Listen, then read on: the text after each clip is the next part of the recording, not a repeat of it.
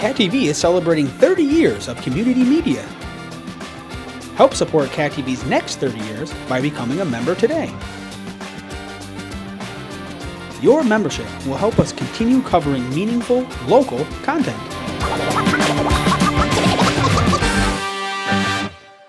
Thank you for supporting your local community media station.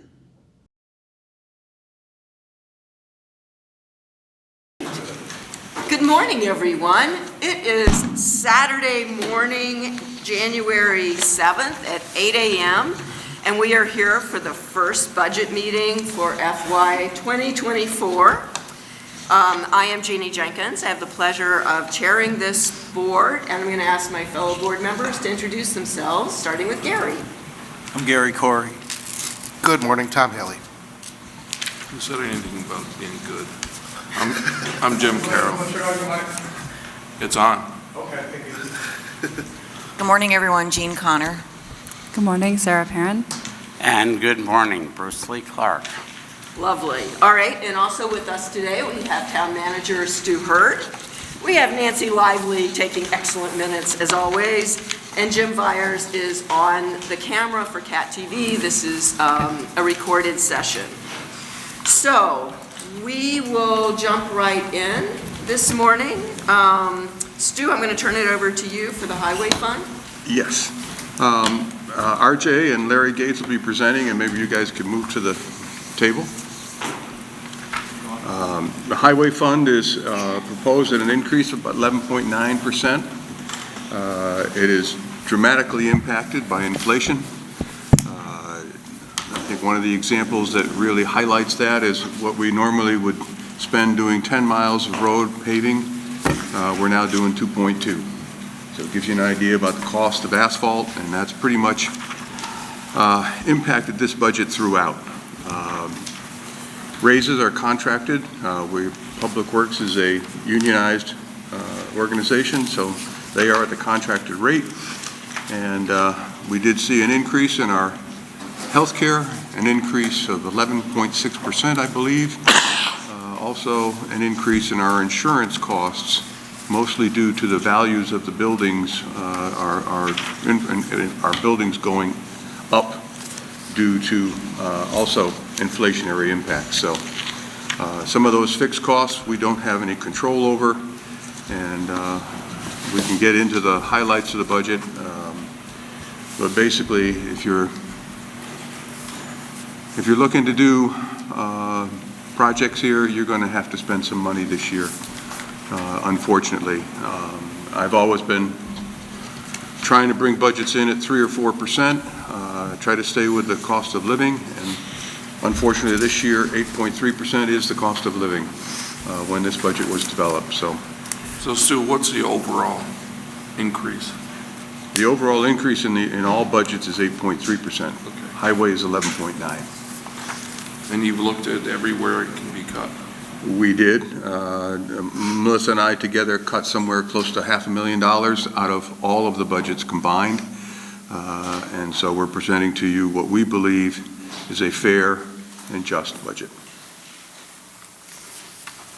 So, would you guys like to talk with us about what you, how you see the budget, what you hope to be able to do in this coming year, and we're also looking at, places where your budget was trimmed, and, how you see that impacting. Yeah, I think the current budget that we're in right now, the 23, I'm afraid that some of the projects money is going to be just to keep the lights on, for no better way of explaining it. Costs have gone through the roof, 100%, not 8%, not 12%, but our costs have literally, on paper, I found our biggest cost over and over, and price of fuel doubled since last year at this time. Unfortunately, when you put the budget together, it's almost a year prior to when it goes into effect. So I guess we're hoping that prices would go down. They have not raised, if anything.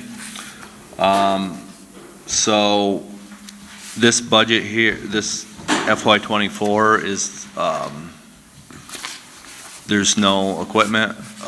There's one truck and one plow truck, big truck, one pickup and one big truck included, no equipment. There was no equipment last year.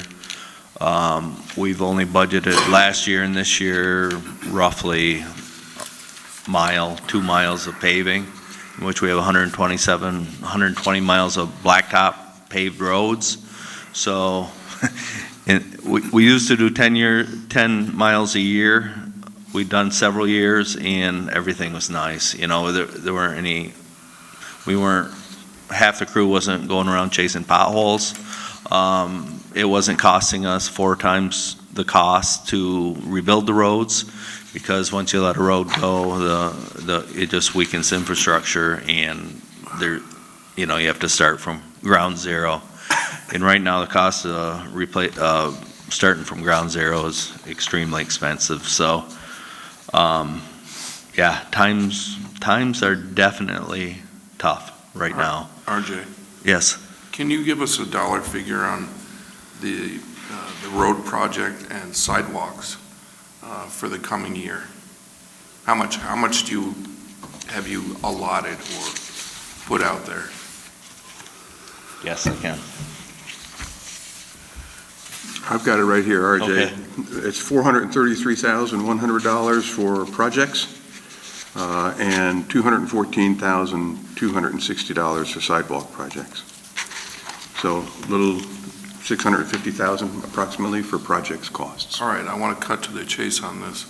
Are these road improvements, are they absolutely necessary? We couldn't get through a year, making some hot patches?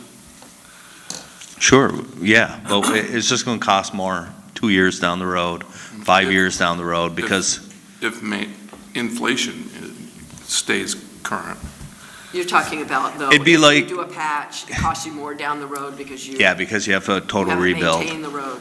It'd be like, probably a good example would be your car. If it's starting to show a little rust, do you get rid of it while it's still got value, or do you drive it another 2 years when you bring it to the scrapyard?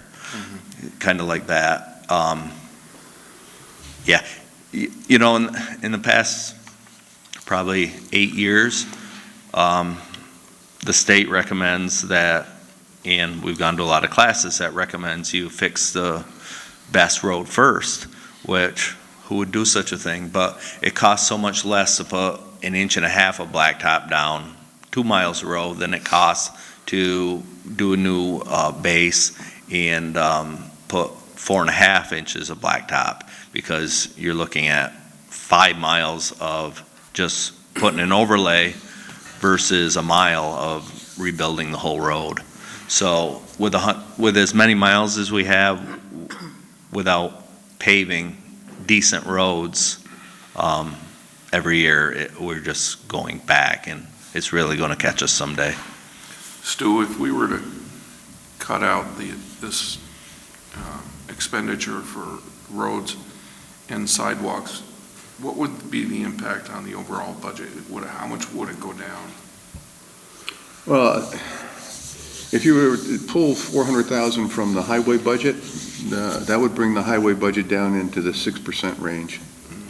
I think we looked at something along those lines when we were looking at what possible revenue sources we might have and what impact they might have. So I'm with RJ. I would not recommend pulling project costs and not doing projects because we did that for years back in the day.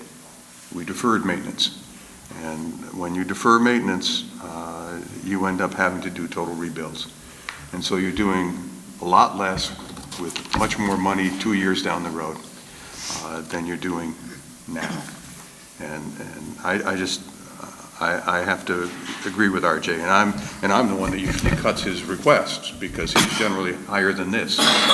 When he looks at our roadways and what we ought to be doing, and I'm the bad guy. I'm bringing it down to present it to you folks, and I think we're down. Yeah, can you cut 100,000 out of both of those things and bring it down to 500,000? Yeah, you can do it, but that's a penny. 100,000 is a penny. So if the tax rate is going up 11 cents and you cut 100 grand from the highway budget, you've knocked a penny off the tax rate. Are there any opportunities for other funding to assist in paving this year? I don't think for paving. The roads we've selected are not Class 2 highways. And that's the only monies that the state allocates for paving projects. I don't know what the state's going to do as far as the mileage appropriation. That has increased a little bit over the years, but not dramatically. So, I mean, that's the other source.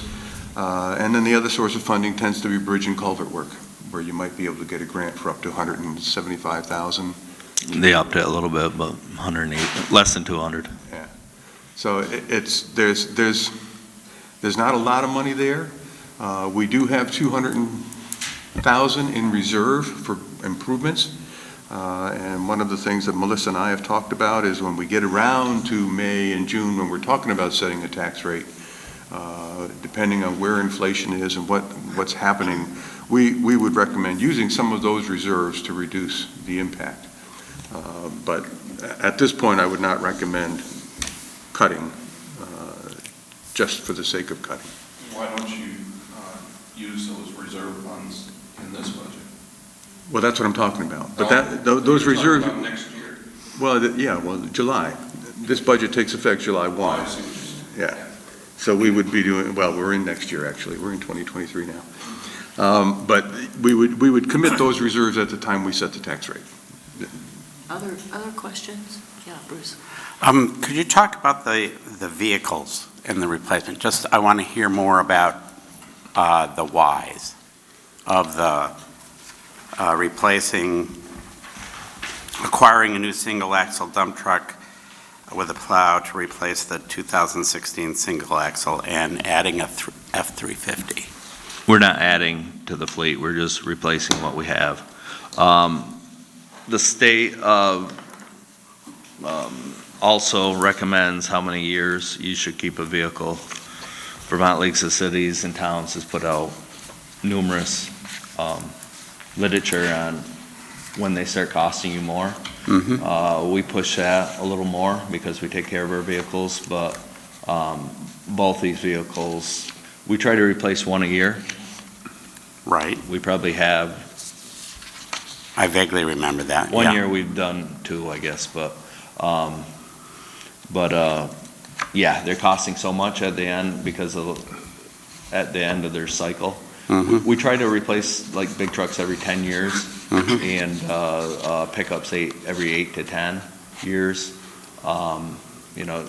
Depending on what year they fall because of the number of vehicles, that is within a year or two. So is this the oldest single-axle dump truck Yes. that you're replacing? Yes. Okay. And also, the trade-in value we have now is phenomenal compared to when we used to keep them a little bit longer. We're talking a year or two difference, and our trade-in has definitely increased greatly. Is the trade-in help just because of the shortage of vehicles at this point? I mean, do we get any? No, it was even before this mess we're in now started. We were starting to get real good trade-ins. One other thing, we only paved 2 roads last summer, Maple Street and Hickory Hill.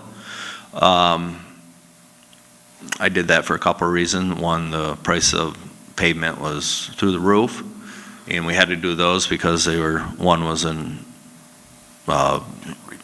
horrible shape, and we rebuilt the other street. And I think at this point, whatever's remaining for money in the projects is probably going to pay the bills that we have to pay. I'm not sure. In the spring, we'll even have money enough in projects to do any more streets. So that's pretty sad that we're in right now, that those 2 short streets are possibly all we do to keep the budget on the good side. You mean this year's budget versus? FY '23. Gene. And you folks, you should remember, when we're buying these large vehicles, we're using the state's highway monies, where in effect we're borrowing through the state, which allows us to spread those costs over 7 to 8 years, so that you're not seeing a huge hit of $100,000 in the budget. It's a proportionate share of that. And I guess I should also add that we have a capital plan, so everything's, you get rid of one payment and you get the next, so it's, it works well. I have, let's see, one question. Stu, you just mentioned Class 2 roads are funded, we get assistance from the state. Would it make sense, and I'm assuming the answer is going to be no because you probably thought of it, should we do Class 2 roads this year when there's more funding because the tax rate is so high and hold off on these? It's just a question you might not even be able to answer right now. Well, I think over the years, we've done pretty much most of the Class 2s. Okay. We have and we could, and I will apply for a Class 2 grant this year like I do every year, but you may go 4 years without getting a grant because everybody fights for those. It's kind of easy money. It's a semi-easy application, and there's no federal money involved, so they're relatively easy for any little town without a big with a lot of office help to apply for them. So a lot of competition when it comes to those grants. And ultimately, if they don't need it, then it's pointless anyway if they don't need paving, if, there was one. Right, Yeah. right. But I will apply for one anyways because What the heck? you have to try. And the funds are allocated to the counties, and so the district, or to the districts. So District 1, it's those individuals that will allocate these funds, and they try to spread them throughout the county so that everybody gets a piece. The other question I had, and it may not translate to a huge savings, but have you ever thought about coordinating projects as far as purchasing materials with, say, North Bennington? Would the price go down if you were, I have no idea what their highway crew is planning on doing this year.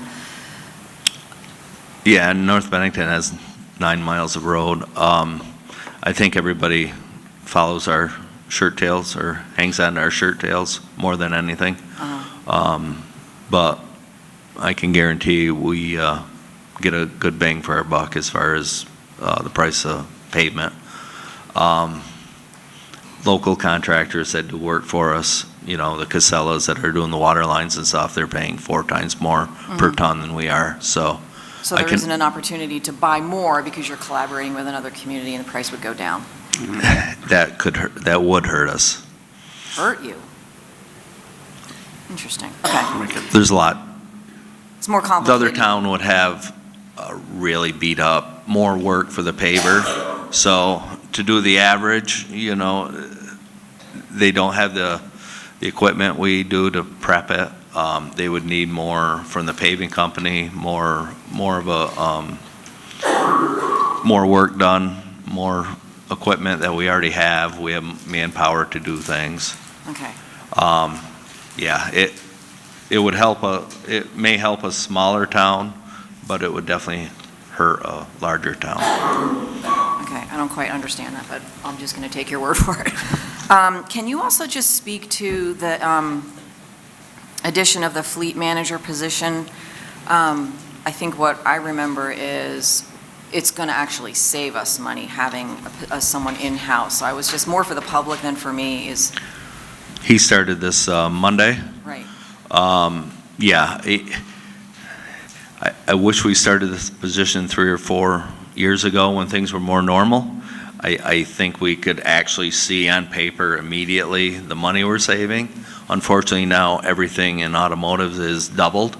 So if we break even, it's a huge savings. Yeah, he's going to do all the service. He's going to keep track of all the service for every vehicle. Ones that are assigned to people, everything that is not. It's going to be every department in the town, buildings and grounds, police department.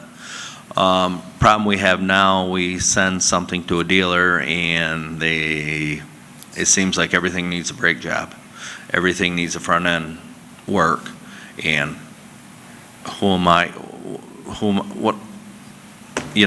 we don't know. Brakes are pretty important, so do you tell them no? And so we have our own guy working, very professional. He's going to be able to inspect the vehicles. We're also going to have an inspection station for our vehicles, which will be a great savings, not shuttling vehicles back and forth to a dealership. We'll be able to wholesale our parts, in which now you bring something to a dealer and everything is retail.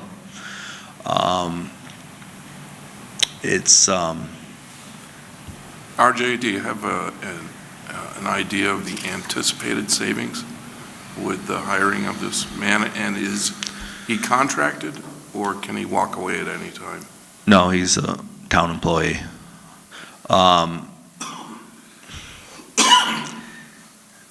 I would definitely be flying from my seat to give you a number. That's all, that's fine. But in my heart, what I think he'll probably save a year is probably around $100,000 and $150,000. Good. Very That's good. all I have. Other questions? So if you had to cut anything, because everybody's watching and they want to know, I'm sure, if you had to cut something, what would you cut? I would add probably $200,000 to $300,000. Okay, so There's that's not no the question. cutting. What would you cut? I'm telling you, we'll be lucky to keep the lights on with this budget presented to you without cutting stuff from projects to get by. So I guess looking into next year, if there was something that you had to add or cut, or we had to relook at, and I'm thinking about sidewalks again. Pavement, is that something you think we should revisit? And I'm thinking probably. Is that something we should revisit? Or It would is there- definitely save money, but It would save money, okay. So that would be something we should revisit then. And I'm not a coffee drinker, so excuse me, I'm really not awake yet. So I'm looking at this, it doesn't look like we're doing sidewalks this year, is that? no, we are. Okay. And We how many- have more sidewalk projects than I hope, Okay. or that I think that we'll even be able to finish And this is year. that going to be, Sarah, I think that was, Stu gave us the number for road projects and Is that- sidewalks earlier. how many sidewalk mileage are we doing this, feet are we doing this year? Oh, I don't have that. Estimate. We will Yeah, that's definitely get around 5,000 feet. fine. And is that going to be concrete or pavement? It's all planned for concrete. It's all concrete. And is that something we should revisit to do in pavement?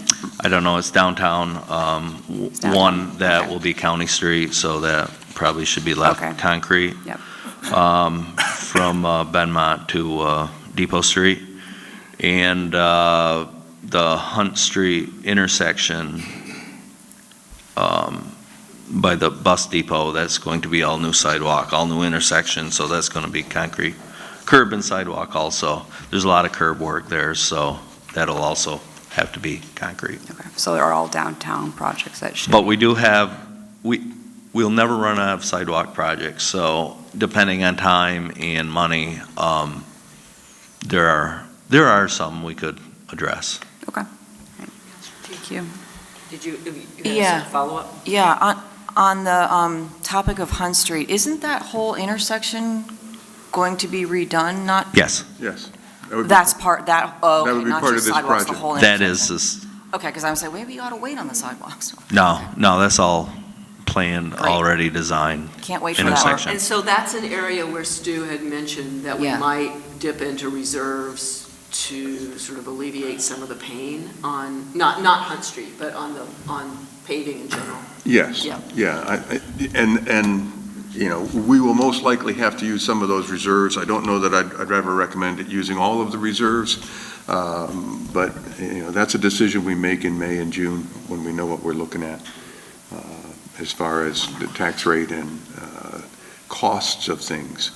I mean, the inflation rate has dropped a small amount over the last 3 months, every month. It is likely to be lower again this month. Those numbers, I think, are coming out next week for December. But, we see gas and oil dropping, but other prices are staying up. So And this is a town highway, it's not a state highway. That's correct. Okay. Yeah, But are there it's Hunt state Street at funds? Benmont Avenue. Are there state funds that we can go to ameliorate the cost? That's an interesting There question. may be for Benmont, that's Benmont Dan's is- project. Benmont might be a Class 2 highway. Class 2 highways are considered to be highways which connect communities. So Elm Street is a Class 2 because it connects Bennington to Old Bennington. Silk Road connects Bennington to Old Bennington and that kind of thing. South Stream Road connects Pownell to Bennington and on. East Road. So it's, you've got to work on roads that are considered to be connector streets. Benmont Avenue may be, It is. it is, good. So there may be some monies there. And what are those, 80, are those 80%? Yeah, And you haven't 80% applied state? for it yet? 80% state. you can't apply for it yet. It's end of March, April, you apply for those. Okay. And when would the project begin? I don't have a schedule yet for the springtime. And as far as this funding goes, how long would you have to wait to know whether or not you're going to get the cash? It's June, I think June, every town's usually notified who gets But you it and who could- doesn't. You could apply for it now. No, they won't accept it yet. Okay. Sarah, did you have other questions? No, I just thought that was a great question about I think it's transportation fund, is that correct? Yeah, I think it's transportation fund, yeah. It's Class 2 paving grant, and it's a bridge and bridge grant. Okay, yeah. Yeah, I would encourage application for that. Can I ask you the flip side of Sarah's question? On the cuts that were made from the budget, is there anything here that is really concerning you, or does it feel like these were all reasonable things that were taken out of the budget? A lot concerns me, but I think we can get by with what we have. The only problem is down the road, we're going to pay for it dearly. Paving, we've been weak at for the last 3 or 4 years. It's not just this year, it's not just the current year or the future year, but we've definitely, last 4 years, maybe even 5. The only thing that saved us on paving is some of the PFOA projects.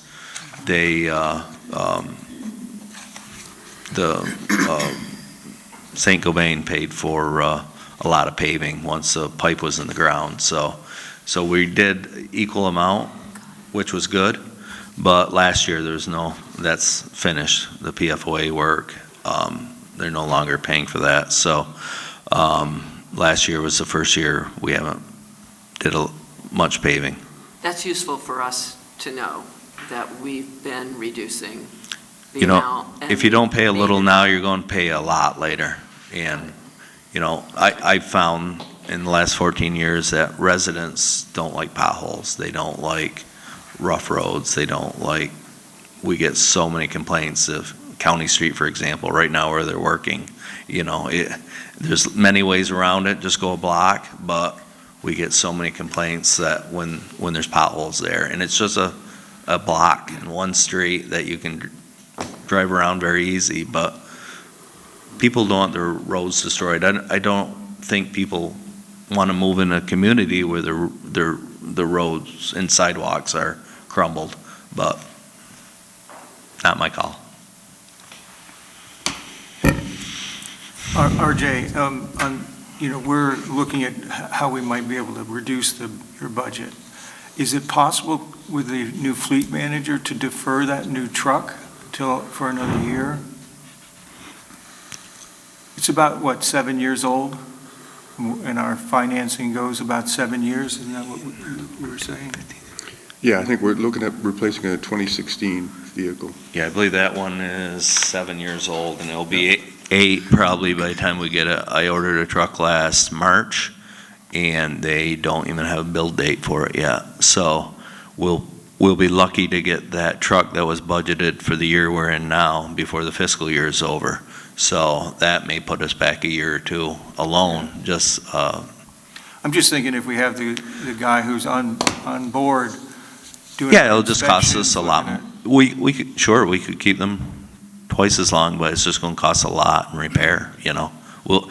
They won't be reliable anymore because people want their roads plowed immediately. And they're going to cost a lot more money to maintain. Mechanic or no mechanic, somebody has to fix them. Change the muffler. And pay. The price of parts right now and labor is out of this world. And the math on a new We just spent. truck versus the repair, I mean, This truck see some of the worst conditions with the salt, and they get to a point where they're just a ball of rust. okay. So we can throw a lot of money into something that's not to get another year out of it, or we can make payments that's already on the capital plan. So we drop one, we drop one, and we get a new one. But that, I don't know. It's worked very well for many years, and we have one truck that we held on to too long right now, and probably every time we use that truck, something else happens, and we can't just let it sit there. Actually, that truck's to be replaced on this fiscal year, and we're still waiting for those trucks, in which we probably won't get until, the bodies probably won't be on them until probably May or June. So they're just going to come within the wire. These trucks were bid before this time of year last year, and we'll be lucky to get them in the fiscal year delivered. On a normal year, you'd have that truck before the plowing season, normally. In the old days, back before the nonsense we're in now. Yeah, and again, I reiterate that because we are paying for these vehicles over time, you're looking at one-eighth of the cost on an annual basis of this vehicle. And the purpose of the capital plan is to keep that equipment budget relatively level, so you don't see the big spikes when you have to buy a vehicle that's now, what are they, 100 and some odd thousand for a dump. I think this one we're looking at a pretty good trade. So cutting the vehicle, I don't think is the answer. I mean, How much is the actual number? I think we have it in the budget at 78,000, if I remember, and that includes the trade value, if I'm correct. That's for a pickup.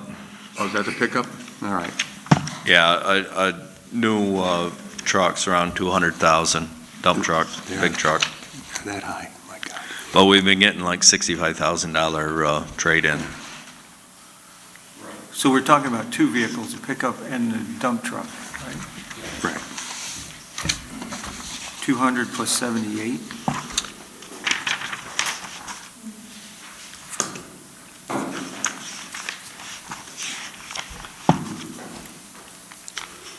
Yeah, the pickup's budgeted for 78.5. And that's replacing a pickup? Yes. Yeah, it's not adding to the fleet. It's not adding anything to the fleet. It's replacing the oldest truck we have. And is keeping services. I mean, I think about that people who are very concerned about the budget, if it's their road that's got potholes, or it's their sidewalks that aren't getting plowed, or their streets that aren't getting plowed. And vehicles are the same thing. I mean, if the vehicle isn't reliable, we just spent $17,000 on one of the sidewalk machines that's 14 years old. Should we got rid of it last year and not spent 17 and put it towards, that would have been the annual payment for it. So we try to keep stuff as long as we can and still have it mechanically fit and not spend 17,000. We just had what was that? Yeah. What was the cost of that one? Yeah. So that's a newer Say that truck. out loud, so that- Yeah. So that was a truck, probably 8, 9 years old, and we ended up changing the radiators. They were rotten. The transmission pan, several other things, 14 grand. I mean, the cost of repair right now is through the roof. It's 3 times what it was 4 years ago. Well, and I think, I mean, I don't know, what has it been, 12 years now that we stopped kicking the can down the road and started building reserves and setting up replacement plans so that services were good and we were trading in vehicles before they fell apart on the road, right? So And really, we were keeping them too long because we're spending money other than wait a year. You know, what's waiting a year going to do? Just have more huge repair costs, and they won't be reliable. So I mean, it does feel like if we can look at any grants that are available and also just maybe using looking at how to use some of the reserve to reduce. Yeah, I think that's my recommendation. I mean, if in fact we are fortunate enough to get some Class 2 money for Benmont Avenue, that's going to be a huge savings on that particular project. We can take half the reserves, another 100 grand will knock you down a penny. Remember, the tax rates that we're projecting here are based on last year's grand list, so any growth in the grand list is going to also bring that down. Do we have a sense of whether we have any growth in the grand list? We generally average about 1% per year.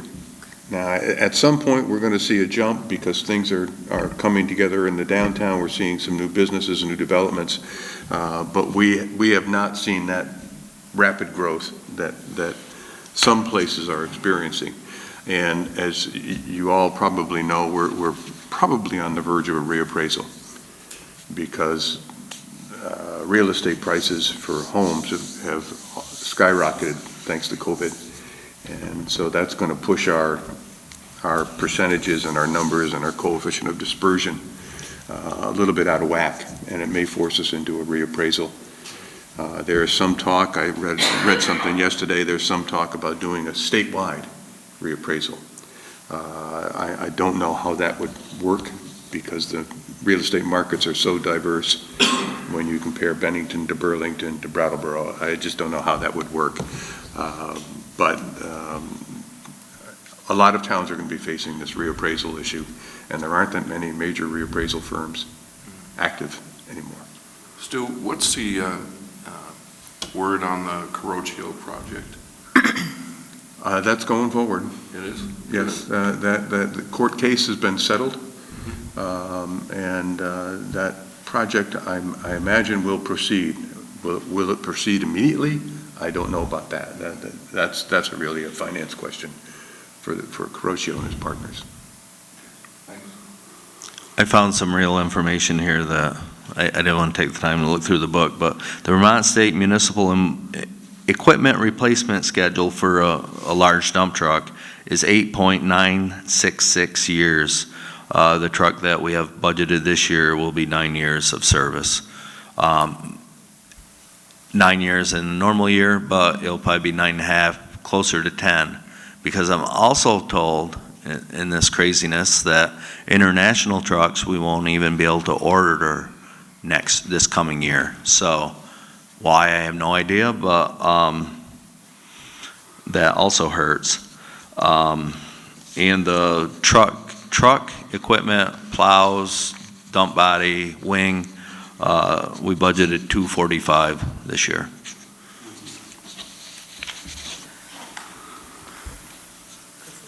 This is just sort of a related question.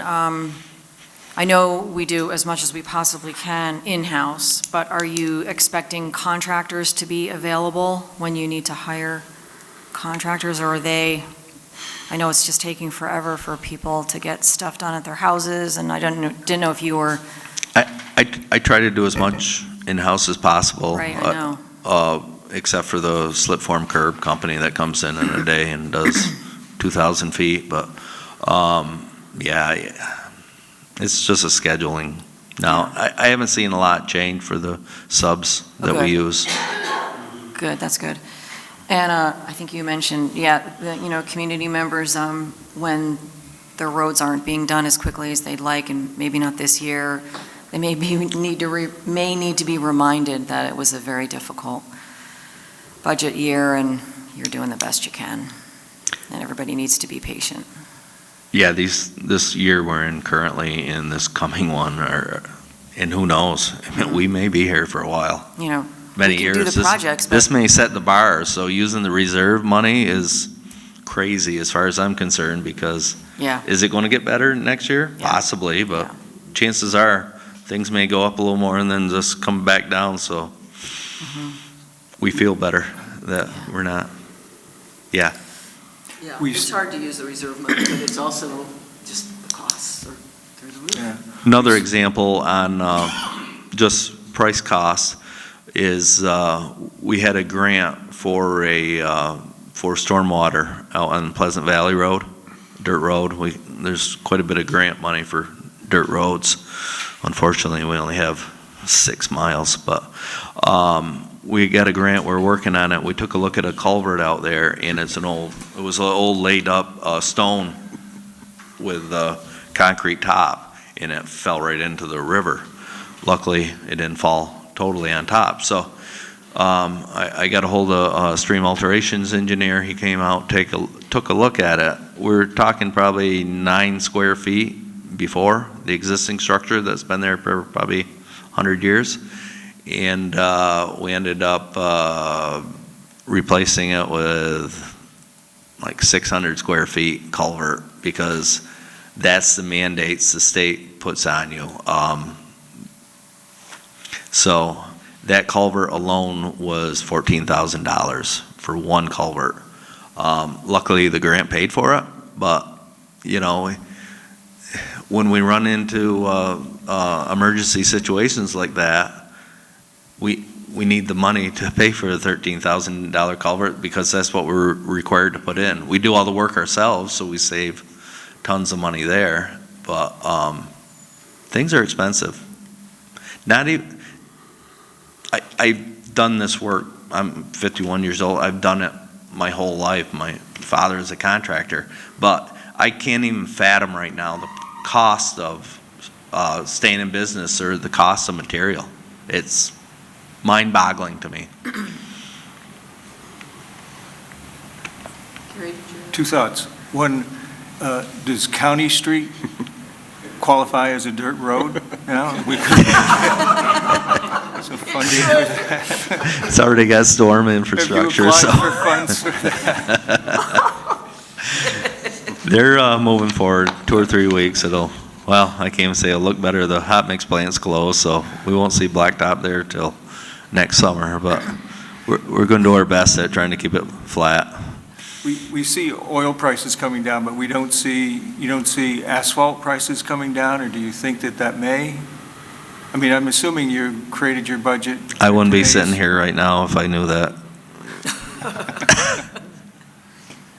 It's like telling me or asking me if the stock market was that's going to be next. I don't know. Does anyone know? No. They've given up. And if the barrel of oil, as we all know, you see it on the news, goes down $40 a barrel. 3 days later, you see at the pump that it goes down 3 cents, and then it's a game. It's way over my head. I wish I knew that. I wish I could answer that question, but I don't foresee it going down much at all. Not enough that it's going to make a difference. Thanks. Other questions? All right, so we have things to think about in terms of highway. Should we move on to talking about general fund? If you're done with I think RJ if and Larry, we're- we can I think if this is all, I move on to the general fund. think we have no more questions. Thank you both. Thank you. Very, very, very helpful. You're welcome. I wish I had better news, but I wish tell you did as too. I see it. You know, I Yeah, we're with you. Okay. All right, so general fund excluding police and fire. Right. And the rest of the general fund, beyond the police budget, is actually relatively stable. I'm happy to announce that the memorandum of understanding with the YMCA is level funded, which keeps our recreation budget close to level funded in itself. We haven't put a lot of capital costs into the general fund budget. We're planning to use the capital facilities reserves to do window and heating projects at both the PD and the town offices, rather than put those into the budget. And right now, the capital reserve facilities budget reserve is around 215 or 218,000, and that grows on a monthly basis because we get not only logging monies that come in, and we are logging down in Pownell, so there's about $29,000 a quarter that's coming to us, and we also put the Verizon tower lease monies go in, and that's around $3,500 a month now. So that has continued to grow, and we'll use some of those monies on some of the projects rather than hit the budget. So from my perspective, you don't see a lot of change here, other than the fact that our insurance costs are up, healthcare costs are up. Last year, we saw a 6% reduction in healthcare costs, and they turned around this year, and it's up 11.6. So I'm not sure why, other than just the cost for everything else is higher, and the insurance industry is suffering the same thing that we're suffering. I'll be glad to answer any questions you might have. I tried to highlight the things that we're trying to do, but there's not a lot of things in there. And when we get to the police budget, I think you're going to find that his budget is not up. I think it's only somewhere in the range of 4 or 5%. It's not very much at all. One of the things that we have included in the budget is a contingency for this IT position that we're talking about. Part of that is being funded or projected to be funded from other contracts that we are currently working under with other IT companies. And part of it is being funded by one of the positions, the open positions in the police department. Currently, the lieutenant in the police department does almost all of the IT work when they upgrade their computers or when they have a problem with their computers, because they're tied to the state system, so they're kind of separate from what we do. The lieutenant has estimated that he spends about 20 hours a week doing IT at the PD. That's not a very good use of his time. So we worked it out with the chief and lieutenant. We recognize that we are down 8 officers. It is unlikely that we'll fill all of those positions in a short period of time. Also, we do have 2 female potential officers that are actually we've offered them a position. They're going through the background checks at the present time, and we hope to be able to bring them on at least this spring. And I think when I was talking with the chair and vice chair, I talked about the academy in February. It's not going to be that quick. It's going to be, I think, August before we can get them into the academy. And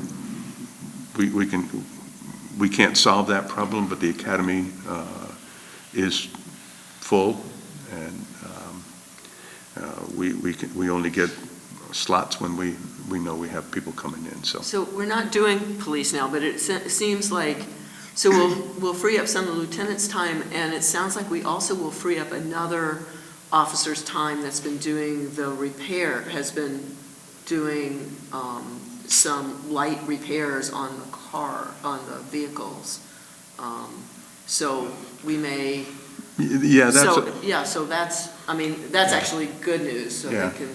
But the key is, I mean, by pulling one of those 8 open positions and using those funds to bring this individual in, it's going to take us to the next level in IT.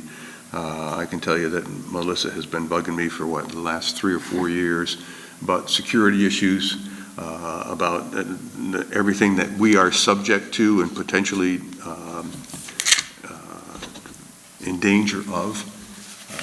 We've been very fortunate, but that stuff is out there, and we don't have the capabilities in-house. So Stu, do we know Protect what we ourselves. spend in contracting out at present for IT? I mean, It's in the range of about $40,000 to okay. $45,000 So a year, that's somewhere pretty in that range. significant in terms of this position.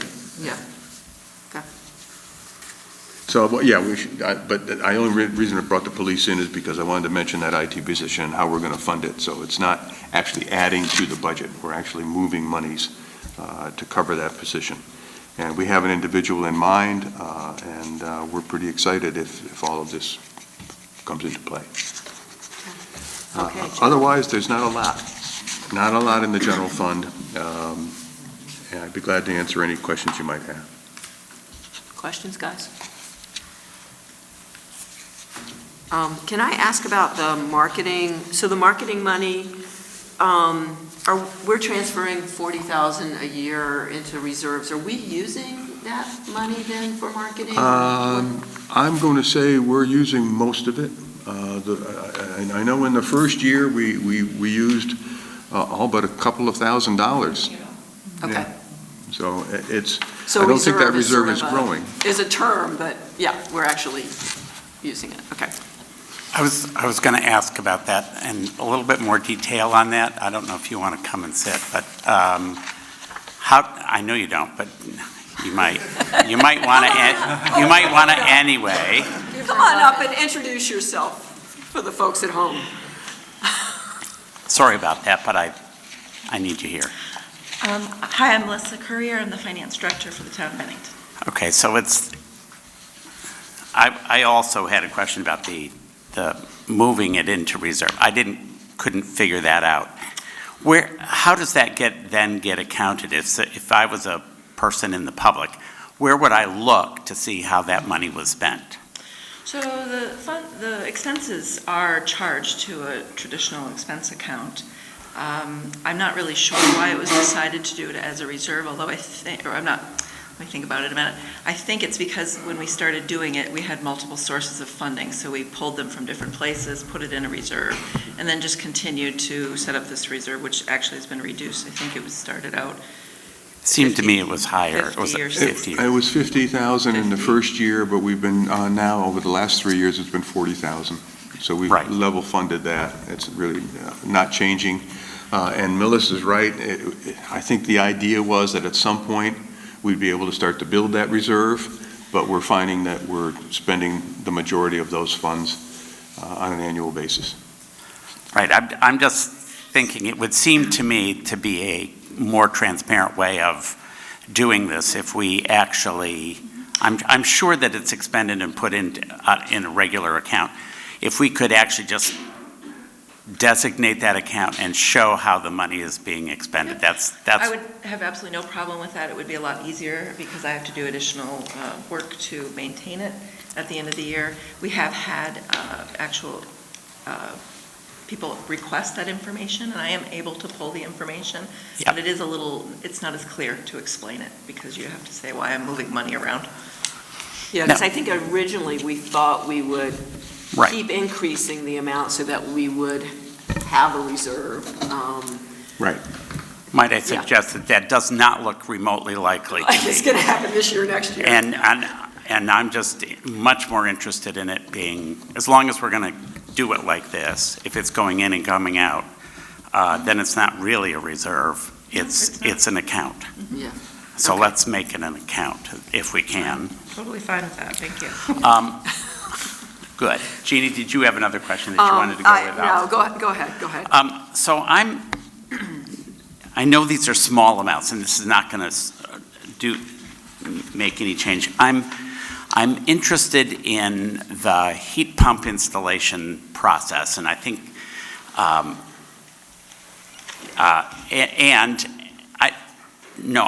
very supportive of that, in as much as it looks like, under the general fund anyway, the electric bill is only up 4.17%, whereas the heating fuel, which we all know is through the roof, those of us who are using heating fuel, is 13.21%. And where do we need to be installing more heat pumps? Because I think that it's my personal belief that the electrical costs are not going to be as fluctuating as fuel oil costs over the next year or a number of years. And I'm interested in saving that money over the long haul. And I know we're interested in putting in a couple in the town offices. 2? Paul, why don't you join us at the Yeah, I would say Paul Danzero is in the wings, waiting So to answer talk the to me questions. about heat pumps and their eventual or long-term effect on this budget. Morning. Good morning, Paul Paul. Director of Facilities. So probably the easiest way to answer that, Bruce, is 4 years ago, phased plan has been started within our facilities, and it was started before myself. Mark Sawyer definitely took the lead on that to get that moving. I would say we're about, well, with the ones that will be installed at the town office, if approved in this budget, would bring us to about 3/4 complete within the town office. We've already have the majority of the first floor coverage with heat pump. That was completed within, earlier in the fall, or correction, sorry, last spring was when it was completed. We have ones that were improved in the current budget that have not been installed yet, and then this will be another step. We would be, with those in place, as well as you'll also see window replacements that were done around to improve the envelope. Town office would then be about, like say, 3/4 complete with a phase, right? The police station has already pretty much been completed. And with that, there was significant savings that you'll see from 2-3 budget years ago of what the actual fuel expenditures were at the police station at that time, and then those dollars, it was roundabout number was about 13,000 savings, you know, from what was the propane cost, or excuse me, just the savings of the propane cost. Now, I don't have the number to say, okay, what was the electric expenditure, but I get, you know, as you have noted, though, the electric rates did not go up significantly, you know, so you have those savings. I anticipate seeing a savings through this heat cycle in the town office. I don't have a forecast at this moment to say we think it'll be, you know, X dollars. Obviously, though, with the fuel oil costs the way they are, it should be a significant savings, though, from what we see. Bruce, I'd also like to add, excuse me, when you're looking at those percentage increases, we really tried hard in the last few years to stick with them. Prior years, we were kind of lagging behind. So I think that we're on target with the electric, with the fuel costs. I know that we have been hopeful that fuel prices would go down, and they've also, you know, varied that we couldn't plan for. So when you're looking at that percentage increase, it may not be a real one. It may have been a hopeful one that we were hoping that the prices would go down, and they didn't. So when you're going from budget to budget, there's a bigger increase because now we're catching up.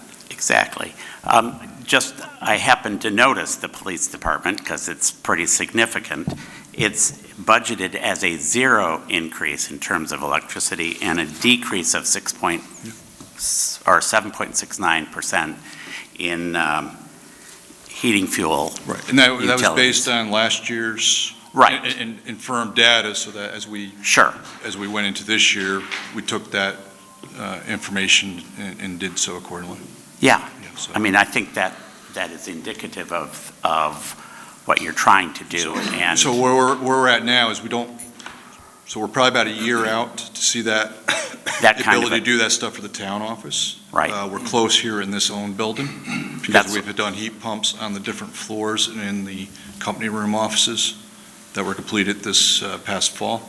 Mhm. You know, so again, and you'll also see in the budget, we're starting for the rec center, that's also now to go into there to do some improvements on that. So, you know, again, it's been this phased approach. Obviously, you can do things different ways, but for the dollars that you're expending to try to do one facility completely at one time would be a huge spike in any one budget. So it's a means to try to. Now, I also know that there's different funding stuff that's becoming available. That's good news. The slow part is just the unveiling of it and all the, you know, how to obtain the money and actually get that translated into, okay, here's the check, so to speak, into Melissa's account so that we can now go forward. That part's still being developed. So we're not there yet, but we haven't slowed down on our phase approach and want to just keep moving forward on that. So, I don't want to take up too much more time, but are there facilities that are, or next, or maybe the better way to do this would be either to have you come and speak to us about this phased approach as in a regular select board meeting. Just, are there places you know that need to have this kind of transition, particularly as we are looking at funds from the feds on this kind of changeover from fuel oil to a different heating system? No, I'd say it would probably be good to, at some point, to schedule a full out. I would just say, though, within, you know, Mark Sawyer himself, you know, and Mark more particularly, knows all the buildings. Yes, he does. We're just going to keep marching down each of the buildings as we're going. We picked the ones, obviously, or, you know, you picked the, you know, ones that we're thinking the immediate priorities, and see where you can see the most return on investment, so to speak. But the plan would be, you know, as you continue those, then keep moving to, all right, what else do we have remaining? Yeah. You know, and where else can we do similar type thing? Yeah, and I think to Bruce's point, I mean, both the Energy Committee and Gary has been really active in those conversations, and the climate activists in town are both really are very interested and excited about the lead that the town has taken in really doing this phased approach, looking at where do you get the best returns and just being consistent in doing this. And I think having a formal presentation would be very, very useful, because I think it also lets other institutions know, you know, what's possible. Yeah. If the town has done it, you know, others can too, and I know the library is thinking about heat pumps, and that in part came out of discussions through the town.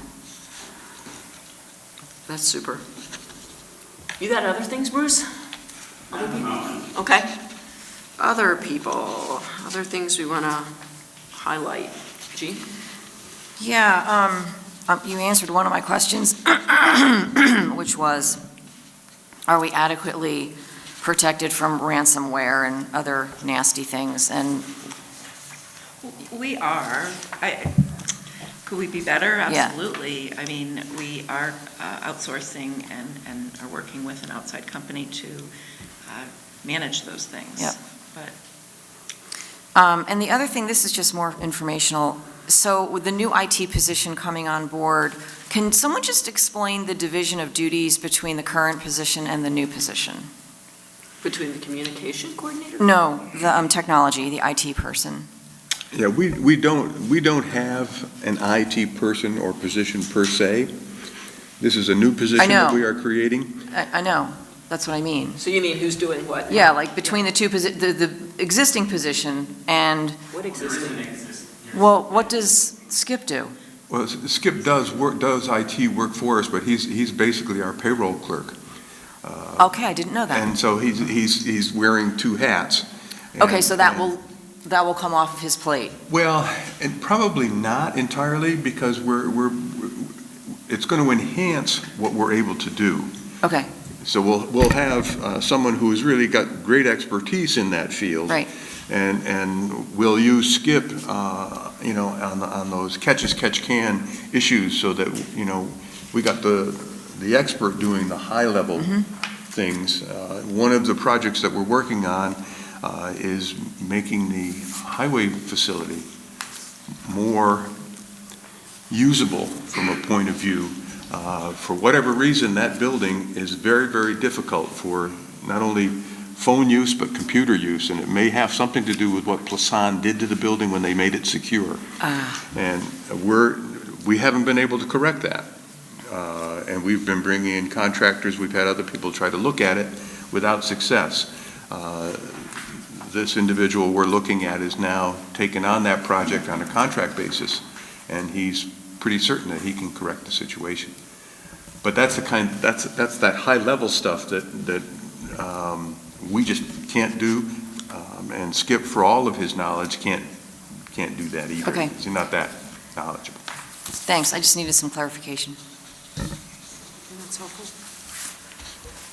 Can you just walk us through the Recreation Senior Citizens Administration piece? It looks like we have 8 of 14. I'm just wondering if, are we seeing, my sense is that most of the enhanced services that we've seen have been through the YMCA, that they've enhanced their offerings, their recreational offerings. I think that's true. I think that the Y has a greater pool of opportunities than the senior center itself. And so, yes, I think all of the enhanced programming, which is actually benefiting all ages, is happening through the Y. Senior programs, we've added a few small programs that can be done within their building. And we're hoping, as we move forward with the Ben High project, to be able to enhance what the senior center is able to offer its people. Right now, the space is relatively tight on the second floor of that building. And I think that, more space, more opportunities, by partnering with the Y, partnering with the meals program, I think we can improve what we offer our seniors in the next couple of years. And so the decreases in costs, are those because of the work that Jonah and Shannon are doing to advertise senior services in a different way? Or I'm just looking at, we're not talking big numbers. I'm just looking at the costs going down, that we're not doing as many paper bulletins, that we're using social media and the banner. Yes, there are, the savings there are small. Basically the senior center is a single person, single employee operating there. The majority of the cost in that administration, it really relates to the employee and the employee costs, insurance, lease payments for things like copiers. If that budget increases, it's mostly due to what impact the cost for the employee has. We are using the banner to enhance the reporting. And actually, Joan and I had a meeting this week to talk a little bit about how we might even take that to another step to make it even a little bit more informative for people. Yes, and that is being run more through the communications department than it is through the senior center itself. Okay. And what are the subcontract services? Contract services are for, in that particular budget, are for hiring teachers, essentially, or paying for programs that are not being run through the individual that is the senior center director. And we have not, I mean, we've been reducing that budget over time because we're finding that we're not using as many outside instructors. It's actually going up $1,000 a year. So it's subcontract services? Am I looking at the right, other purchase services? No, I'm on page 8 of 14. It's the next to last. It's 017,900. Yeah, it was 12,000, we budgeted 12,000 last year, we budgeted 12,000 this year. I'm looking One at. more down. No. What are you looking at? One line down. Oh, subcontract services, oh, yeah. Yeah, that's a small amount, and Yeah, that. is that just, is that? do we- Well, what- I mean, we're bringing in instructors, subcontractors, for minor programs. I think it'd be helpful for us, again, to be able to see who we're serving and how we're serving them. Because I think the last time we saw, the only addition was bingo, and that was volunteer-led. I mean, so I'll get you that list. that would be great. Okay. And so related to that, can you just talk about Ben High, which are all zeros above, which is nice, but Well, yeah. the recreation Ben High, right above the seniors. Yeah, page because we're using ARPA funds at the present time, we're not budgeting any taxpayer dollars, which is what we've been telling everyone.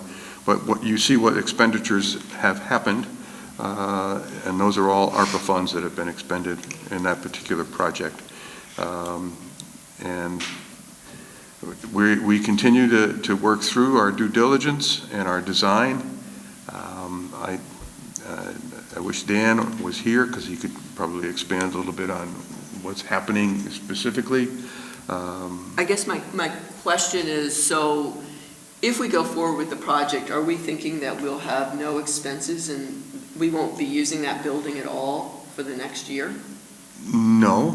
If we are fortunate enough to get into the building, although it may take us a year to do the renovations necessary once we begin that work. We're still working on design. But if we move into that building and move out of the senior center, the funds in the senior center administration budget will be used to provide the same services within that building. Right, okay, it just shifts, okay. Yeah. Yeah. I just have two acronym questions, clarifications. The B on page 5 of Stu's highlights, BSC is the Bennington Sports Center, right? Okay, and what is HHW? The cost includes a portion of the local share to create an HHW facility on Houghton Lane. I'm thinking you might know about that. No? This is under solid waste. Under solid waste. Household hazardous waste, of course. Anyone would know that. Thank you. Actually, the HHW facility, if that's what you're talking about, will actually be a modular constructed building. It'll be placed on a concrete slab, and in fact, I just had a meeting with Scott at the BCRC, who really is kind of our alliance director. We hope to have that building in place before 2023 is over. RJ has agreed to provide the concrete pad, and the building has been bid and identified. Now it's a matter of waiting for it to be delivered. I think Scott plans to head to the DRB within the next month or so to get permits to do it. We've worked with Casella to arrive at a route, and with the DEC, because portions of that route take us close to the cap. and they don't want us interfering with the cap of the former landfill. But I think we've found an appropriate route to do that. And when you look at the cost in the solid waste budget for our contracted services and the Alliance, it's identified there, and that cost will most likely be in that range probably for the next several years. But we're talking about having a facility potentially open 2 days a week, where people would be able to, by appointment, come and deposit their household hazardous waste materials rather than have to wait for the one time here in Bennington or the one time up in Dorset. It'll be available to all of the county. I mean, we still have some work to do pretty much, but the Alliance Board has been very, very aggressive in pursuing this, and the state has been very good with grant money, so this is likely to come to pass. That's great. So it's countywide, situated in Bennington. Yes. Which is great.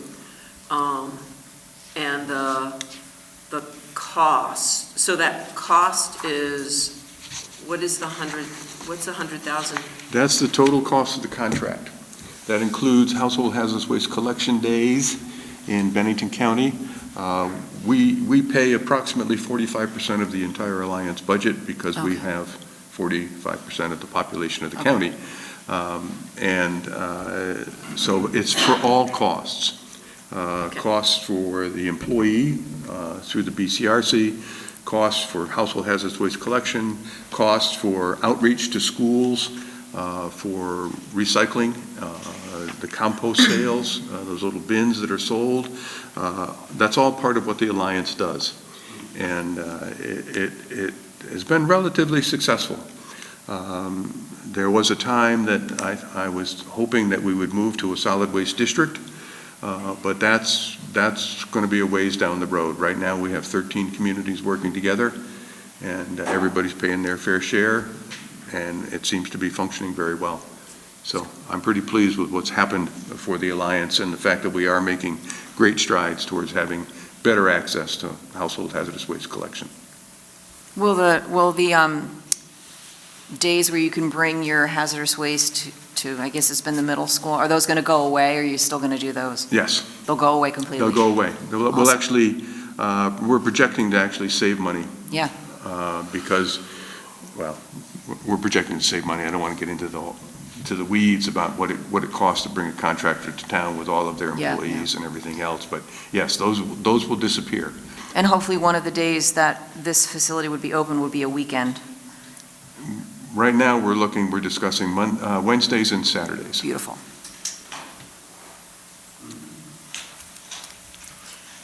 So the overall, back to the rec center budget, or the recreation budget, so the overall recreation is up mainly because of operating costs? Yes, yeah. As you know, the town carries the entire cost of operating that building and maintaining that building, and those costs are impacted just as every other building is by what's going on with the inflation.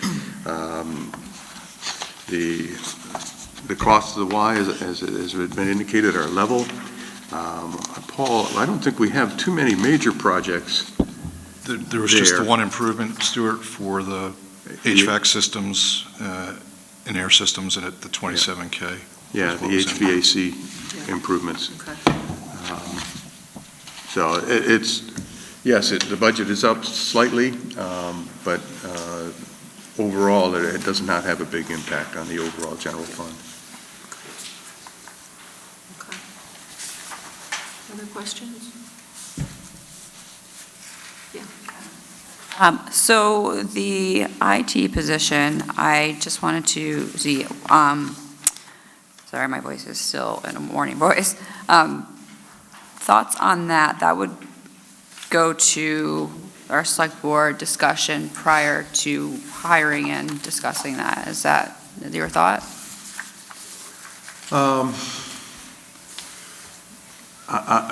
No. We already did that last year. Yeah, we mentioned it. We mentioned we'd be moving in that direction last year. This is another indication that we are getting closer to filling that position. But I thought we'd already passed that point where we were talking about justifying the position. I thought we'd already done that, and that's why we're budgeting for it.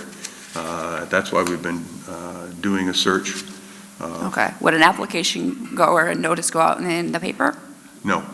No. So that would just be internal? We sought out an individual that we have worked with in the past who is and has a high level of expertise in IT, and basically has been working his own business and working for others. But I would give Michelle Johnson quite a bit of credit in talking to him about actually coming to work for us because of his expertise. Is he from Bennington? Yes. Yeah, and I'm thinking, Tom, last year you were the person who actually, I think, walked us through how to separate out IT needs versus communication needs. You did. Well, you did it successfully because we split that position that originally was a basket of this and that, right? Yeah, and in fact, I mean, it's been actually very valuable. I think the communication coordinator's position has really grown and been very, very successful. And I'm convinced that the IT position is an absolute essential for a business our size. We are a $21 million business. Without an IT director. Without that out loud. an IT director, yes. Yeah, and I think, your point earlier that we're contracting out half of the cost of that position every year. Yes. Right now, is, and sort of. And people are using time to take care of these issues and not doing their own job. That is correct. That's not good. Yeah. That is correct. So so in essence, we're paying for. Yeah, I mean, this will end up being, if not budget neutral, very close to being budget neutral.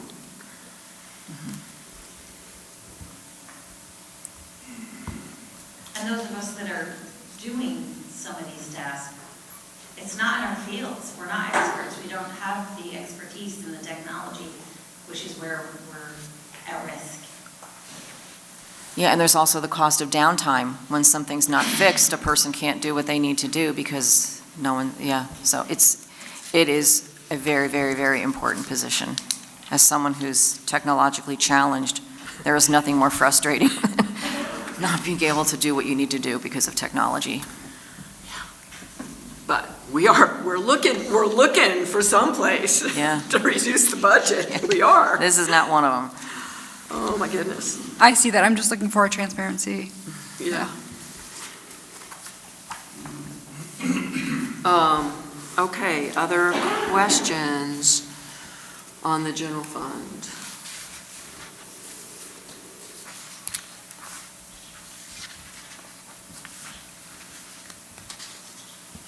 No? Okay.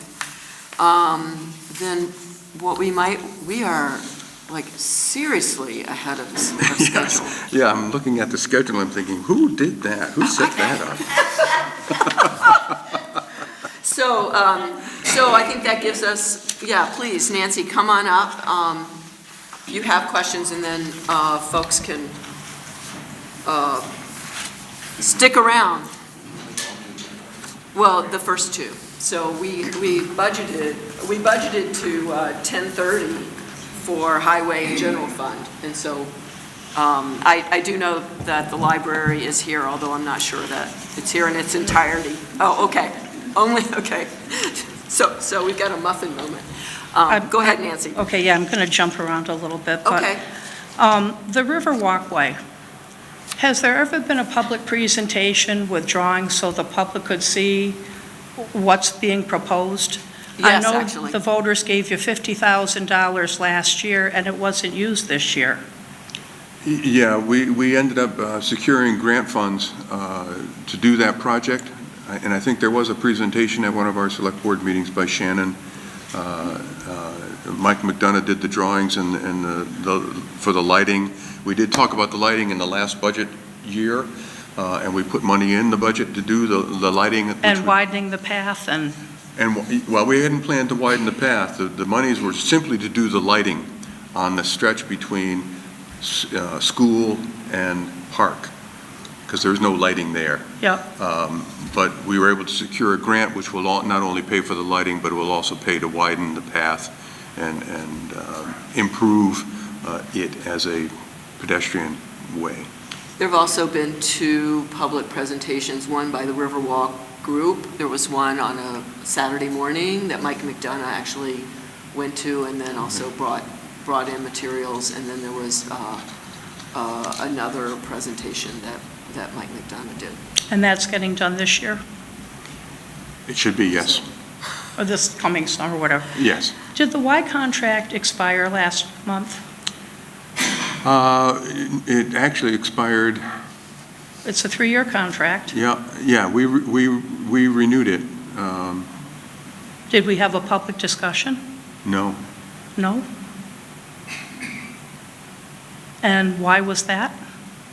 Because this board has agreed to work with the Y, so renewing the memorandum of understanding on it basically is So has pretty straightforward. has the original contract changed from what you gave the Y 3 years ago? No. Well, I think you need to get it on an agenda, and you need to remind the people what we were promised. I was in the audience, got the same materials that half of you did, and I've raised a lot of questions about the money and where it's going and how it's impacting the local taxpayers. And I won't go into it tonight, but I watch every year as more and more gets dumped onto the taxpayers of Bennington. As I see the Y spreading to other towns, I'd like to know if other towns are paying out of their budget to have the Y there. Most of us who pay property taxes pay school taxes. And now that the Y is getting money from both groups, the people of Bennington are now paying twice. You have in the budget proposing $27,000 for the taxpayers to give the Y to subsidize memberships in Bennington. That's ridiculous. We're paying everything for the Y. We pay for the rec center. We pay for the budget that they're using. And if you're not going to ask every other town who sends people to the rec center to subsidize their citizens, I don't know how you can ask Bennington residents to have to pay for that.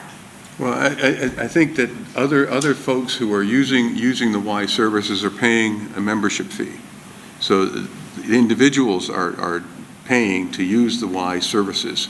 But nobody is helping Bennington pay for our town rec center. It was generating with the pool $80,000 before the Y showed up. I could see the Y keeping part of those funds. You can't justify the Y keeping all the sales from the pool and the rec center because it was making us money for 50 years before the Y showed up. As you said earlier, our costs go up every year.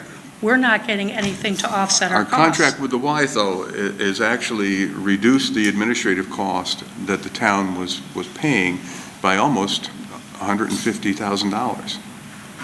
But if we were getting some of the sales from the pool and the rec center, that would offset our costs.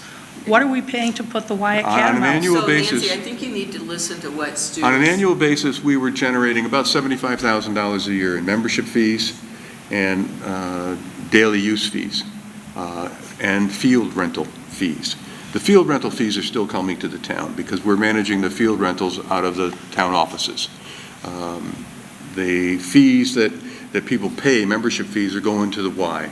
So yes, we're down, let's estimate $60,000, $60,000 to $70,000, but we've reduced the budget by $150,000. So we've saved... So we've saved money by program. Almost $100,000. But what are we paying to put the Y at Catamount this year? $3,000 a month, and it's the same as last year. Well, I still question, why was the Y never required, and that's on you. You gave a long memo that the public and you got. They're supposed to be taking the money from the rec center and the pool and turning it over to the town office. You need to track that to keep track of that $150,000. We actually started, and I'll look to Melissa to confirm this, we actually started trying to do that, but because we were paying it back to the Y, it got confusing. I can't remember why it stopped that. I'm thinking, Nancy, didn't we start you wanna that get way, up, where they were Melissa, turning over membership do you fees wanna- to us? Do you want to share? I don't have anything to add. Okay. Okay. There wasn't, the arrangement is that they reconcile, and then they report that back to you. Yes. I have not. So okay, thank you, Melissa. We reconcile on an annual basis. They tell us what they made, and if they make more money than they anticipate, then they reduce their annual cost to us. But I think we really all need to see that on paper, with the sales from the pool and the rec center, with grants, with everything they're getting. I think a lot of people are questioning, where exactly is all the money going? Is there really that much money? I don't know. It seems doable, yeah. We can do that. Yeah. We can do that. Stu, We'll when do did we start a line of credit at the rec center, A line of credit? the town? I don't know that we have a line of credit. In one of the last year's town report, it says, we have a line of credit that we run at the rec center, and right now it's currently, there's no balance. There was, the line of credit was for the rec center renovation, which I don't remember the exact number, but it was around the $600,000 range. We did the renovation. This was prior to the big addition that is there now, and that's been paid off in full. It's nothing to do, it was to do that work. Okay, I know we finished paying off a bond right before UCS went up there, but we did another project since.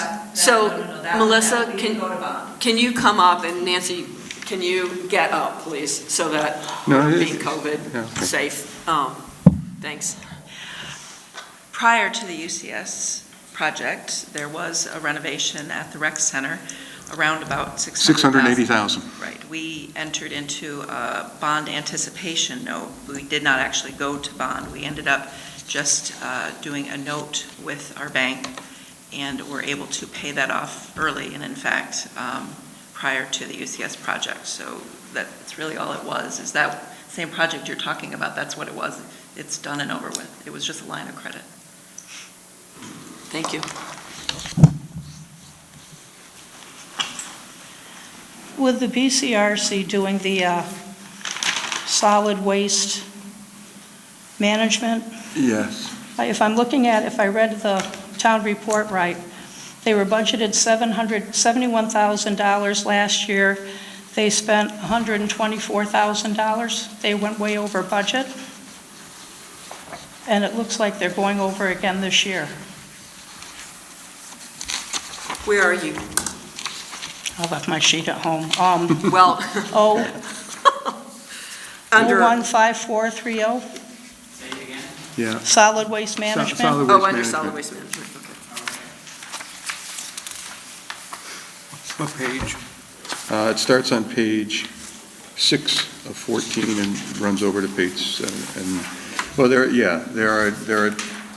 are several costs here. Other purchase services, which is a 560 account in that line item. That pays for the town's trash that we take to the transfer station. It pays for the chipping that we do for the brush that we take in. It pays for other things at the landfill, the mulching, any cost that's associated with what the town does at the transfer station is in that line. It's a lump of a number of different operations. Then you have other purchase services, BCRC, and that is the Alliance cost. And yes, the Alliance cost was shown as an excess of the $71,000, and that was due, in fact, to the fact that we under budgeted in the preceding year, and our share of the cost was what you see there. And that budget, of course, now has gone up to $100,000. And to date in FY23, we're far under budget. So I think we've got that worked out so that we understand what their impact is. And then the last other purchase services pays for the recycling. The town of Bennington subsidizes all of its taxpayers' recycling efforts at the transfer station. So if you take your materials to the transfer station and you put them in those containers, the town is paying that cost to dispose of those. And that cost has gone generally up because the recycling costs or the monies from recycling have dramatically dropped. When China and India stopped taking our cardboard, the United States cardboard, instead of making money on recyclables, we started to have to pay to get rid of them. So we know that the only people who have their trash going to our landfill are Bennington?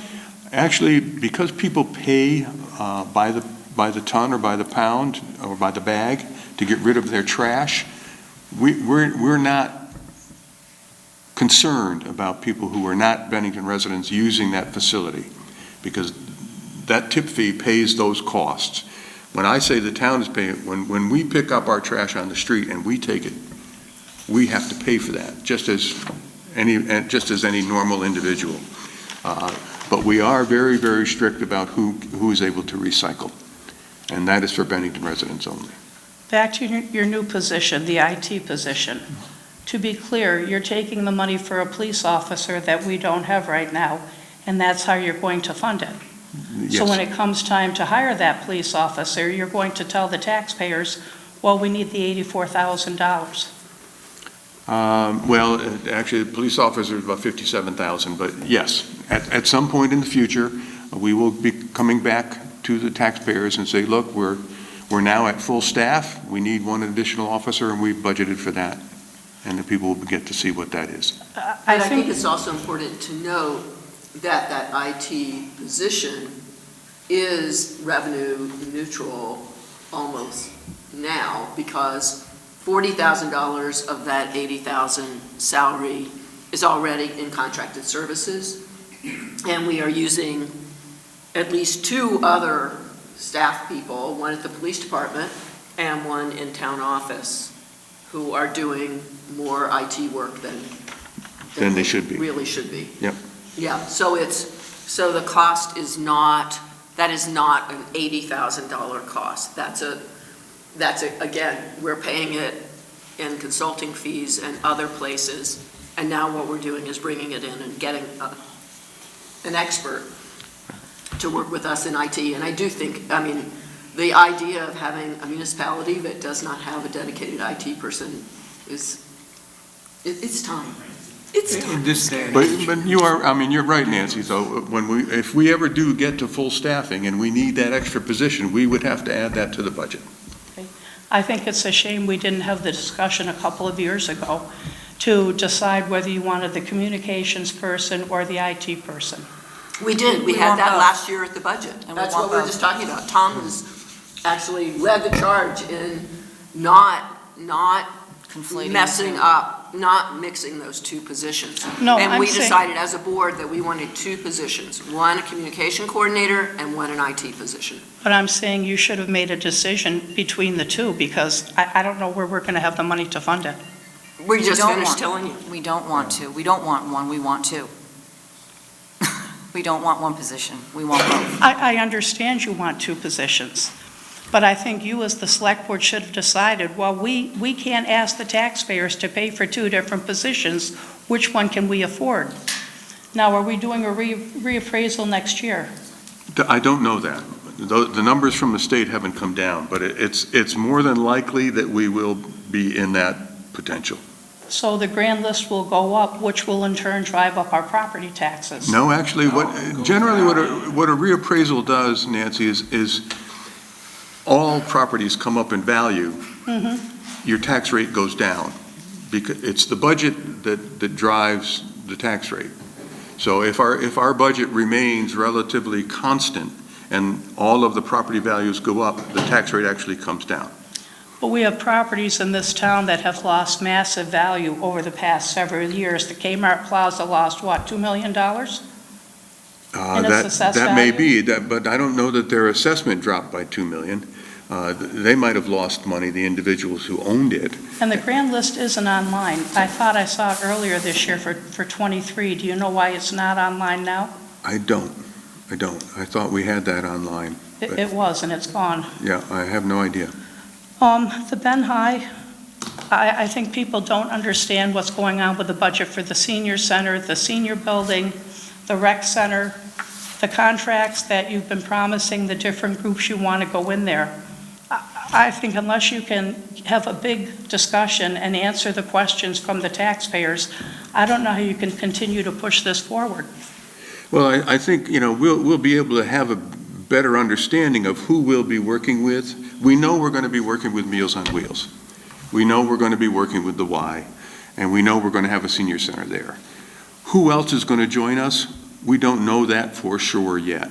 We have talked with a number of agencies that have expressed an interest in coming into that space because these are agencies that are generally aligned with senior services or services for those who, what's the word I'm looking for? I was going to say, general community services. Yeah, but also for those who don't have access on their own. So there are a number of agencies that have expressed an interest. I don't want to say who they are because they haven't made a commitment, and so I don't want to be out there making those kinds of statements. But when we know who everybody is, we'll be glad to share that. But I don't know how you can be making deals and contracts. You'd offered groups deals before you had a public meeting Can you in please, March. I think, Jean? Yeah, Ben High is it's going to take a really long time, and things are going to continue to change over time, and I think we could have a public meeting probably once a week because things are that fluid sometimes maybe during the process. I don't know that having multiple big public presentations would be beneficial. I think what people it may be helpful if they followed along each step as it progresses, because it has changed already and it's going to continue to change. So I think people that are really interested in it just need to pay very close attention to all the meetings that happen, select board meetings, public presentations, and all of the above. Read the paper. It's very complicated and it's constantly changing. But may I also say that last month we had a major public presentation on Ben High. The slideshow is up on the town website. It gave every piece of information that you are asking for right now. It talked about, Shannon and Dan shared every single group that they have talked to that has expressed any all interest the in the funding group. sources. Went through all the funding sources for both the housing side and the community side, and also gave, information on square footage, how the building would be organized, and anything. I mean, they answered every single question anyone had and came prepared with a ton of information. So I would suggest that in the last 30 days, exactly what you're suggesting has just happened, and that material is online as a slideshow. You just click on it and you can go through it. You can also watch the CAT TV presentation. It was fully recorded. And so, the materials are available, and quite frankly, I hear more about this is exciting. I'm excited to see where it's going to go next. And, and people are paying attention. So I think if you are unsure, you have both Stu as a resource and you certainly have the webpage. 2020 Town Report. Shannon Barsati said the gym at the Ben High would be ready to go in the summer of 2021. I've been trying to get answers for now close to 3 years. The people of Bennington have no idea that you approved this lease to purchase agreement. March 30th it was signed. The people of Bennington became the owners of the Ben High back on March 30th, and nobody understands that. The Bennington taxpayers were put under contract to pay am I right or wrong, Stu? We needed the contract so that we could control the building. Because we need to get in there and do our due diligence. So what that lease to purchase agreement provided was us the right to control access to the building for not only our engineers and architects, but any others who might want to access the building for any purpose. And it's a lease to purchase, it's not, we do not own the building. The town is not taking ownership of the building. Well, Stu said we're taking on the mortgage. That's if I have a mortgage, I own my. It's a lease. There's a difference. Well, it acts like a mortgage, but it is a lease to purchase. Then last question, please explain, if everybody was so honest, why nobody talked about this paragraph on page 2? If you had time to talk with the owner of the Ben High and make a deal with nonprofits, you should have told the public that because you want to use our senior building, which you have included, we have the right to know, Bennington voters, we were going to have a 30-day window to sign a petition. If we had gotten enough signatures, the whole project would have gone on a ballot. And if the voters said no, that would have killed the project. Well, you didn't get your signatures. You never told us, Jim. Nobody knew. It was published, Nancy. It was published. Posted worse too. It was in the Bennington Banner. It was published in the Bennington Banner. It was buried in the classified ads. Well, that's where If you legal can talk notices publicly are to all published. these other people, you should have been honest with the people of That's where Bennington. legal notices are published. But I think we were honest with the people. For a building that the taxpayers owned and paid for 45 years. That's what we are Nancy? legally required to do, is put them in legal notices. And it's up to each and every citizen to go there and look. So if we want to know our rights in Bennington, we all need to read the classified ads. The select board isn't going to share that. Jim, nobody saw this contract. You know most Nancy? people don't. Nancy, do you have other questions? No, I'll finish by saying this. You're the select board. You're the ones that control spending. So if you're not happy or if you think an 8% increase is too much, it's up to you to make the cuts. That's why we're here today. Well, And I don't next think any Saturday. cuts were made last year on the 5% increase. And we're all being hit with inflation. Thank you. Any other community comments? No, then let's take a break, a muffin break.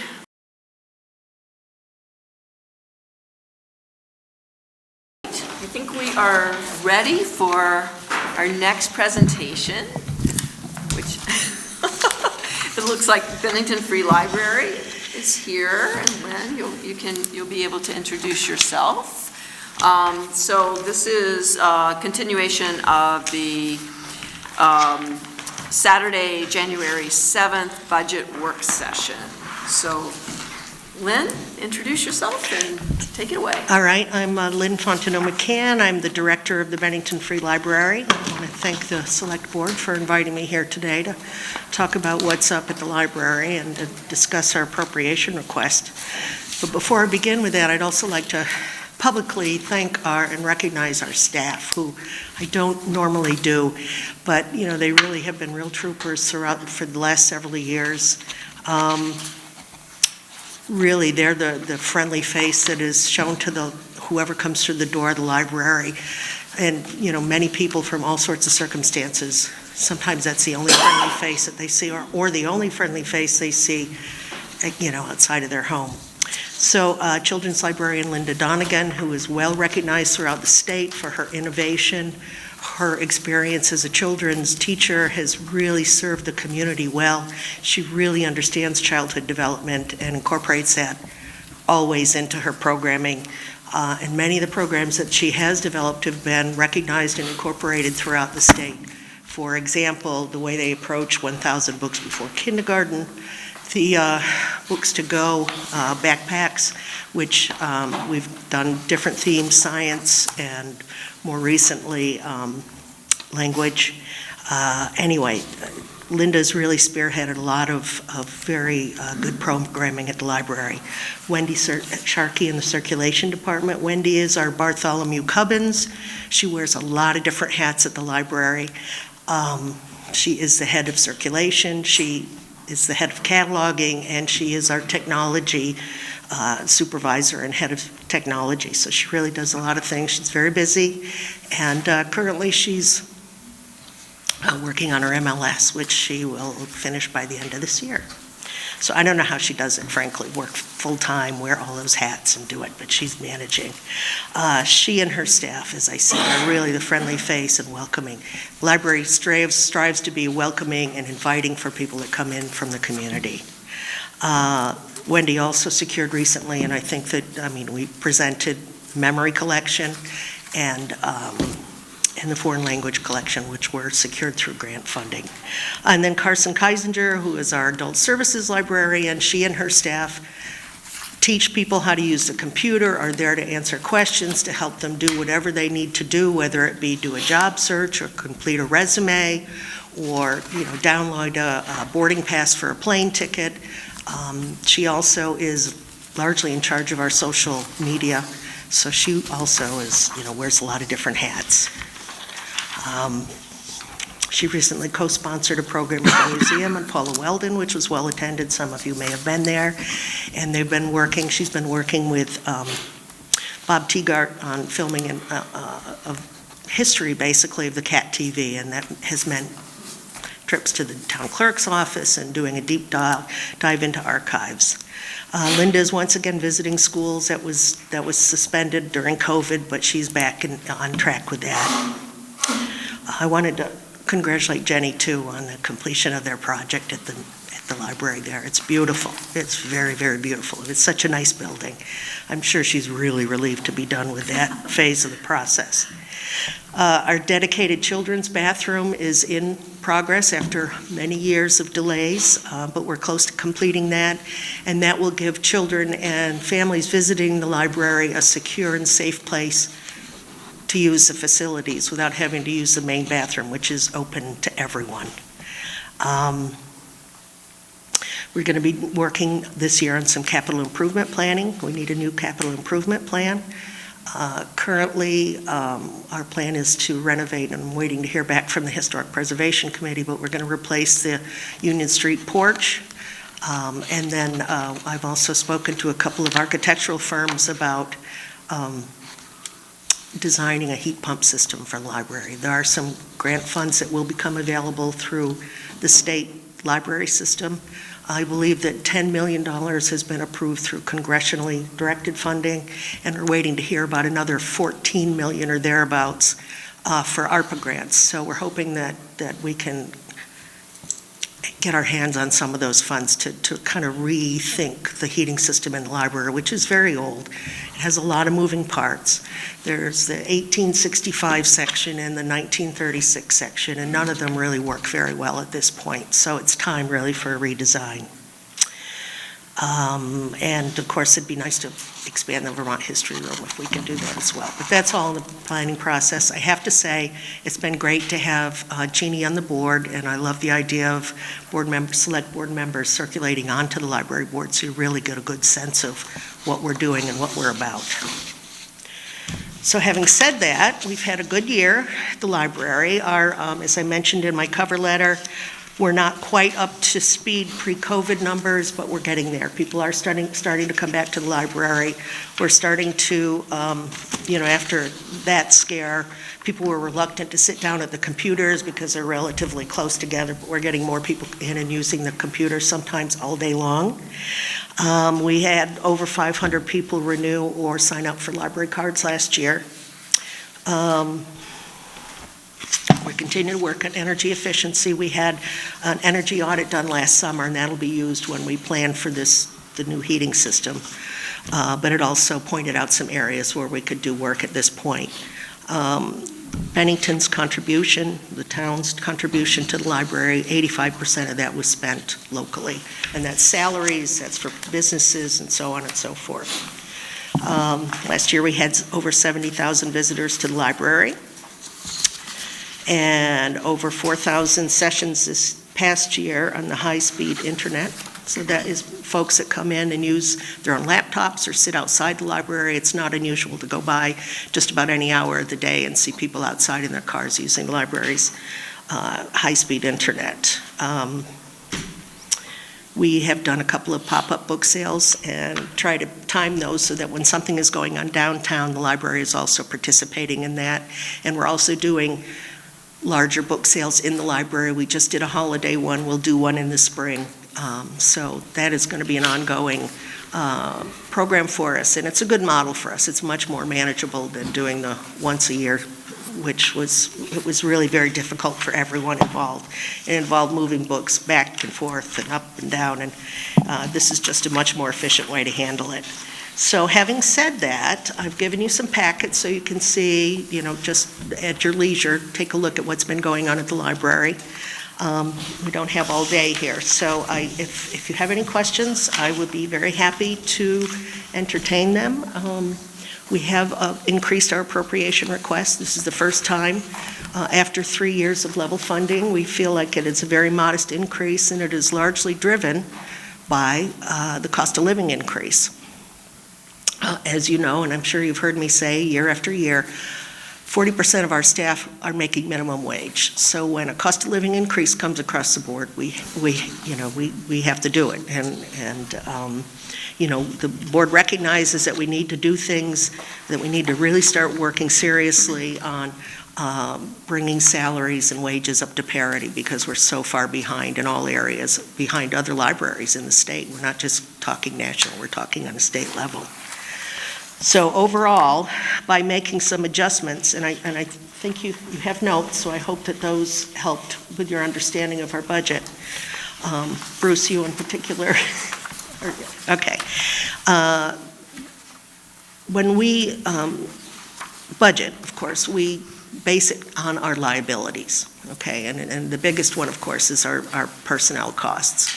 And that's based on the number of hours people work, their benefits and projected vacation and sick time and so on and so forth.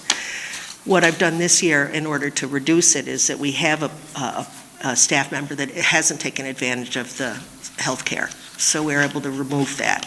And we also made some other adjustments in our sick and vacation time benefits, because they were for a staff member who really doesn't need to have coverage any longer when she's there. So that allowed us to shave that down a little bit. We also, starting this year, and you'll see that there's a big change in the way the salary and wages and the benefits are listed in our budget draft. This is following our CPA's advice. Currently, or previously, benefits were budgeted under benefits, but he would like us to continue to put them in salary and wages, so that sick time and vacation time and retirement is all budgeted now under salary and wages, instead of under employment benefits. And the employment benefits are only our health, workman's comp, and disability costs. So that's why the big change there.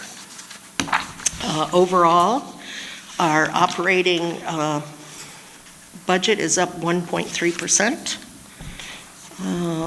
and our income, we match that with 1.3%. We've asked Bennington, Shasberry, and Woodford for a 3% increase, which we feel is pretty modest. If you look at it over the past 4 years, it works out to 0.75 a year. So I'm happy to entertain any questions you may have, or any comments. Any suggestions? Jeannie? Yeah. Before the discussion starts, we've worked with, my company's worked with the library on pro bono projects, and we're responding to the architectural RFP, so I'd like to recuse myself from discussion. Okay.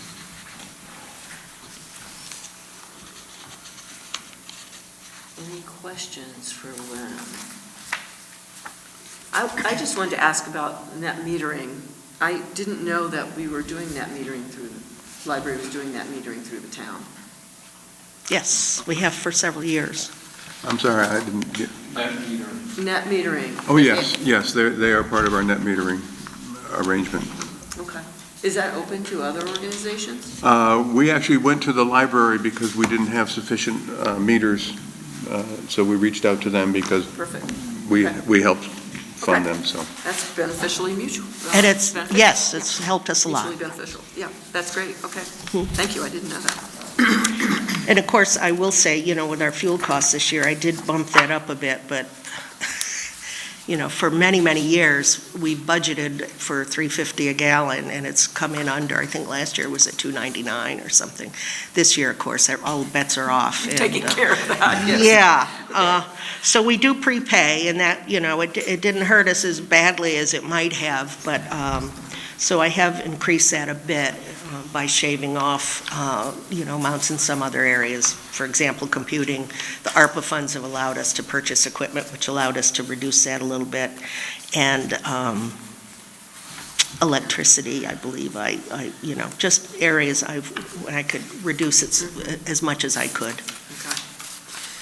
Do you see additional opportunities to go, it sounds like you do, to find outside sources of funding, like grants? It sounds like you are looking at some ARPA funds and some other substantial. And I'm actually planning on talking to Shannon too to see if there's anything that's available or that she knows of that I'm not aware of.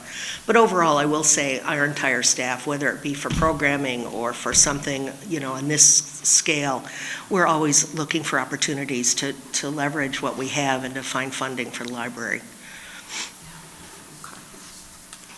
Question? Sure.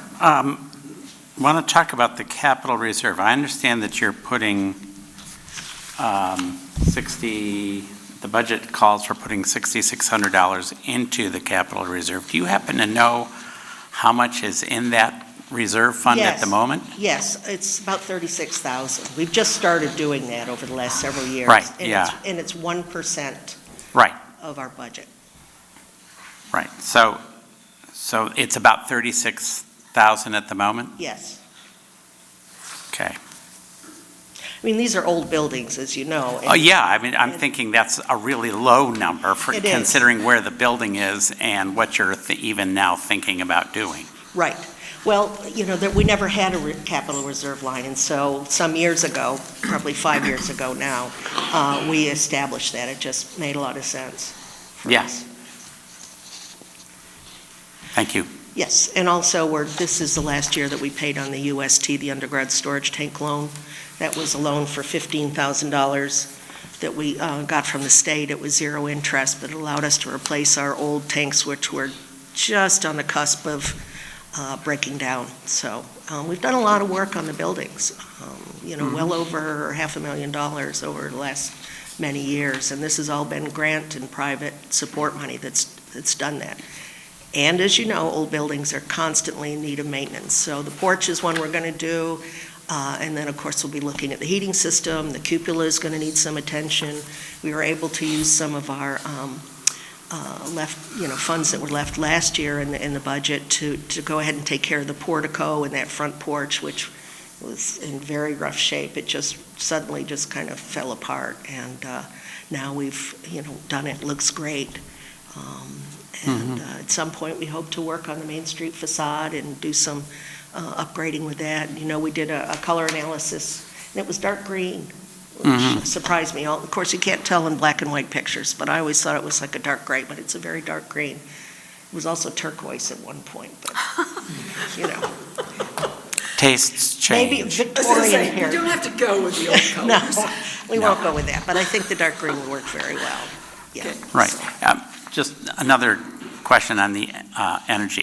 In the energy audit, can you give us some sense of what was discovered in that audit and what, aside from, given the dates of the age of the heating system, I'm sure that was part of it, but what did you find was most cost effective, or what did the auditor find was most cost effective to change almost immediately? Well, at some point, work we had done some years ago to insulate the reference area, the Silver Street building, that's blown-in insulation. And so they are recommending that we pull all of that out and do closed cell foam insulation. I mean, it's going to be an expensive project, but once that's done, basically the whole building all of the buildings will have been done, because we did that in the connector 4 or 5 years ago with weatherization works, and then that work was done in the Main Street building some years ago too. So the library will be pretty tight at that point. We're very leaky right now. which is probably not such a bad thing with COVID, that we've had so much air coming in and out. Hasn't been great for our bottom line of our heat costs, though. But the hope is with this whole revamp and the reimagination of our heating system, is that that work will have to be done around the same time. We want people to, that all needs to be done and taken into consideration. But I think I've said to you before, even with our building in the condition that it is and as leaky and as old as it is, I think we do very well with our heating costs at, under 7,000 gallons a year. And this will just, it's just going to get better. I guess I would like to see you personally, I would like to see you moving towards 0 gallons per year. Yes. That's really what we need to be talking about. I mean, even if 7,000 gallons, it seems low, we really do, all of us need to be thinking about how to get that as much lower than that. I agree. And if solar had been an option, that would be something we would have looked at. But our building is just not sited well for that, the way the roofs are. So this seems to make a lot of sense for us. It'll really allow us to move into the 21st century in terms of our heating systems, because we have a steam, we have a hot water. Those systems will be hopefully integrated into the heat pump as a backup system, not to be used unless something fails in terms of the heat pump, or it gets so cold that those are not efficient. Right. That's it? Okay. Questions? No? Any others? All right, so you are asking for an increase, and, we'll see. You talked with us last year and explained to us that you were not looking for an increase even though your costs had gone up. And it's a tough year for us, so we certainly want you to retain good staff. We want your staff to feel that they are compensated appropriately, and we're also trying to not increase the budget. So we'll see where that takes us. Anything else for Lynn while we have her in front of us? This was very informative, I think really helpful. The budget pages are lovely, thank you. And, okay. And we appreciate everything that you do for us. Great. I will say, with our increased personnel costs, we were lucky. We were able to use the last of the ARPA payroll protection plan funds to the tune of about $24,000 this year. So that really has helped a lot in trying to keep our costs low. Yeah, it looks like you guys have really been looking for every opportunity to bring in funds. We always do. I mean, if it's out there and we feel that we're qualified for it, believe me, we try very hard to secure those funds, as we will be aggressively pursuing grant funding through the state library. Like Bennington Free, McCullough, and 156 other libraries. So. Yes. Okay. Thank you very much. Thank you. Hey, Lynn, you can keep this. Save some paper. Sure, I can. Well, we could also put it at the back of the room. Yeah. Because Once you there do are that. someone in the audience. Very good that would idea. like it. Yeah. Should be super. All right. Let's see. Well, the John McCullough Library is here, so we are still a little ahead of schedule. Who did this? Good. Who did this scheduling? Come on up. Yeah. All right. Yeah, come on up. All right. So.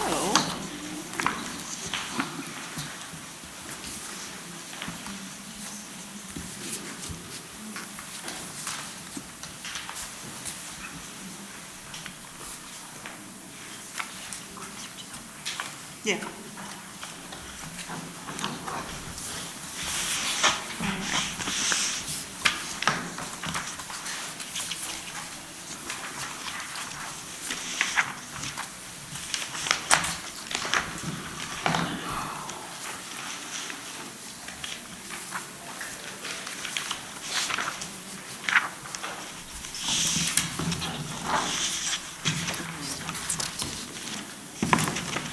Wait, it's one of you?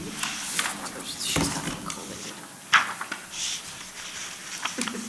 beyond me. Okay, oh, just take those. Okay, oh, I see.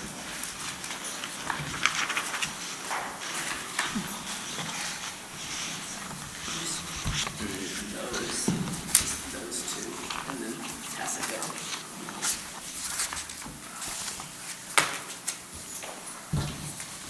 Okay, and so what you're calling 2023 is what we're calling 2024? This is, yes. Oh, golly, okay, Okay, all right, just- so. just to be clear, okay. Yeah, this Okay. is for the year ahead here, so for 2024, yes. Good morning. My name's Jenny Rozicki. I'm the director at the John G. McCullough Free Library in North Bennington, Vermont, and I would like to lead with a correction, if I may. The spirit of this year's budgeting process for the library was level funding for all of our municipalities, so we are not asking for an increase over last year. I believe that the report and the budget submitted were incorrect in that regard. Last year, I believe we asked for $42,500, and I think that's what we received, and that is what we are requesting here, not 45. Thank you. I So, was confused. yes, Okay. I was as well, and then so that was the spirit of our budgeting session, at the library. And on the second page of the report, I put 2021 successes, that was 2022 successes. So, and I'd also like to thank you all for this opportunity, and to thank my colleagues for their extraordinary and heroic efforts this year. I'd like to thank the trustees, the library trustees, and volunteers for all their assistance this year. And I'd like to thank those who have taken advantage of the library in the last year. Many libraries would have discontinued services through the renovation project that we undertook this year.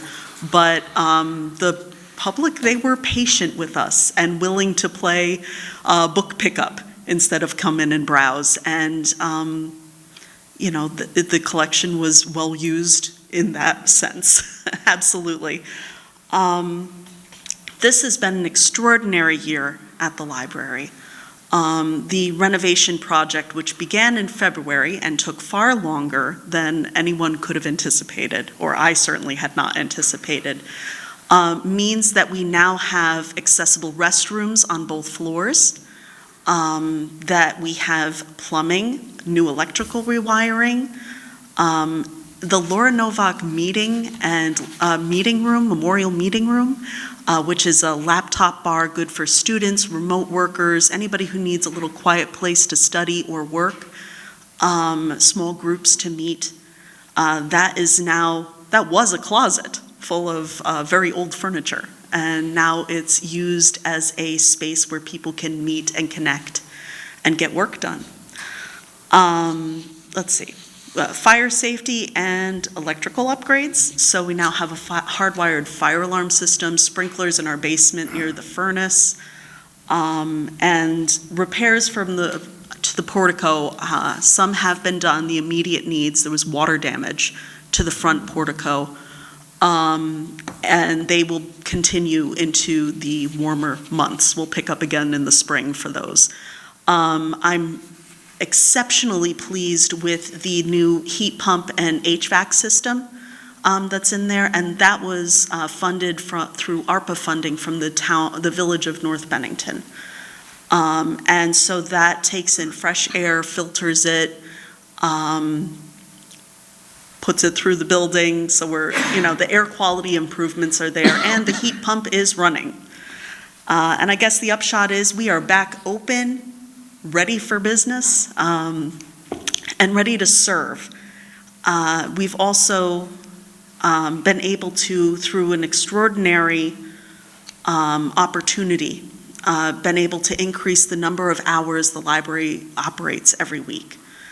People have asked for, people have told us they need morning hours and they need more opportunity to use the library.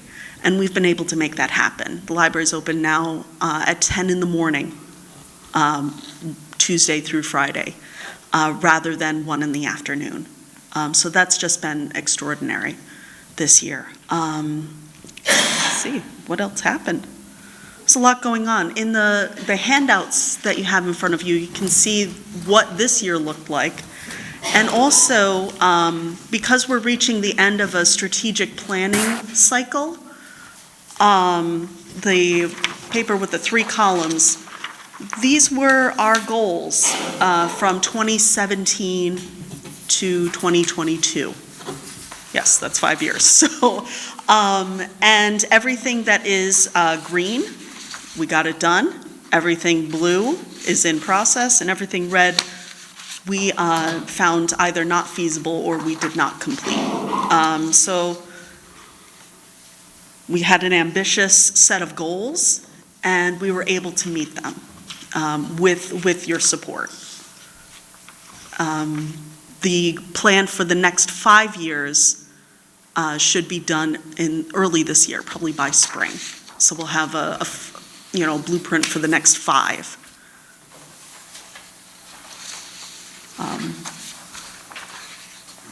And you'll come and share it with us. Oh my gosh, yes. I'd be happy to. It's pretty exciting.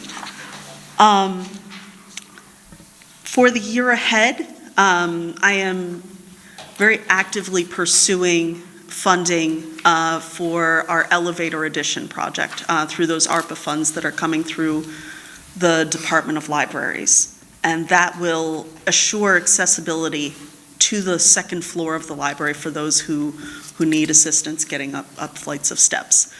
And that, also some repairs to the window casings, which are tied with our fuel efficiency.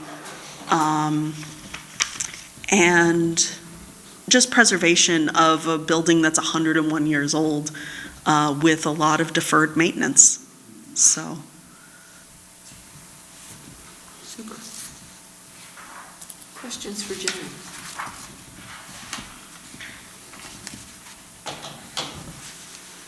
I have one question. Go right ahead. It's more just, I would love to hear more about the plans for expectations for 2023, fundraising for Library Equity and Sustainability Fund. Can you just talk about the equity piece a little bit? Absolutely. So the way we're thinking about this is it's this fund that we're looking at is for assuring just and equitable compensation for library staff to help ensure the safety and stability of the organization. These funds will be used for staff salaries and benefits to ensure that stability, to keep people, libraries thrive when their directors and their staff can stay and know more about the community and respond better to those needs, to better understanding of those layers. And this will help with that. We've been looking at salaries for staff, and they were very much lagging behind what was standard or what was fair for folks with the qualifications and experience to serve the community. That's what we looked at there. And it's also tied in with this was the ability for the library to increase its hours, which ensures more access to what the library offers. So the hours speaks more to equity, to the equity? Okay. Yeah, that, the people have a wide variety of needs or schedules or that sort of thing. So it sort of levels the playing field for access by having those morning hours. The elevator will also speak to that. Exactly. I wonder, it's interesting that both libraries are speaking to the fact that perhaps we don't compensate library staff appropriately in this I don't know, in southern Bennington County. I don't know if it's even true across Bennington County, but at least in our neck of the woods. Do you have any sense of, when you both mentioned that we lag, I'm just wondering if you have a sense of what that differential is, average compensation versus what we do here? So I guess I can put this in context. I'll give it a bit of a historical context. When I began at the McCullough Library as the children's librarian, the youth services position, it was 15 hours a week at $15 an hour, which it is not possible to serve 3 communities and all of their children and get it done in 15 hours a week. And for folks who are qualified, who either have the master's degree or the Vermont Public Library certification, to be paid $15 an hour to do that work that's very difficult, and it's very difficult to attract and retain quality, high quality staff members at that sort of rate. So our goal is to rectify that, to ensure that that's where it should be. Yeah, I'm just wondering what's happening in other parts of the state if we're lagging. I mean, where are they finding Lynn? Yeah, join the conversation. I did a survey based on, I pulled some statistics together based on similar libraries of similar size. Come on up so that Cat TV can actually capture what you're saying. Last year to this subject, I did a survey of some of the libraries in the state of similar size. And I don't have the numbers in front of me, but directors with much less experience were making considerably more than I was, but also the staff, circulation staff, for example, who are making minimum wage. And other libraries, they were making $18 to $20 an hour. Big difference. So what do you think, why aren't we? So what do you think, what is the difference? How are they funding? Was it more community some of them support? are municipal libriaries, some of them are not, okay? Oh, okay. But also, I think it was, we've been we build a little bit every year, we give everybody a little, bit of an increase. We were starting at historically very, very low levels. So, it's taking time. I mean, what has helped is the fact that the cost of living has increased as rapidly as it has because we've had to make those changes.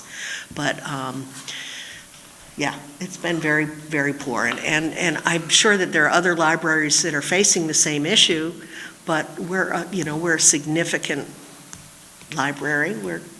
And as Jenny said, in order to recruit and retain staff, we really need to do better in terms of compensation. We've been lucky. We've had, very dedicated folks, that have stayed through thick and thin, but we need to do better. Yeah, it does seem like libraries are the backbone of the community, yes? And so, and you are not municipal libraries. And so I would guess that municipal libraries probably fare a little better, but it does feel like it's worth, it's probably worth some close attention to how do we rectify that. It's not going to be rectified through town funding. We'll have to look at the other creative ways that other communities might have. Right. Let me just suggest that it would also help if the community at large knew more about this situation.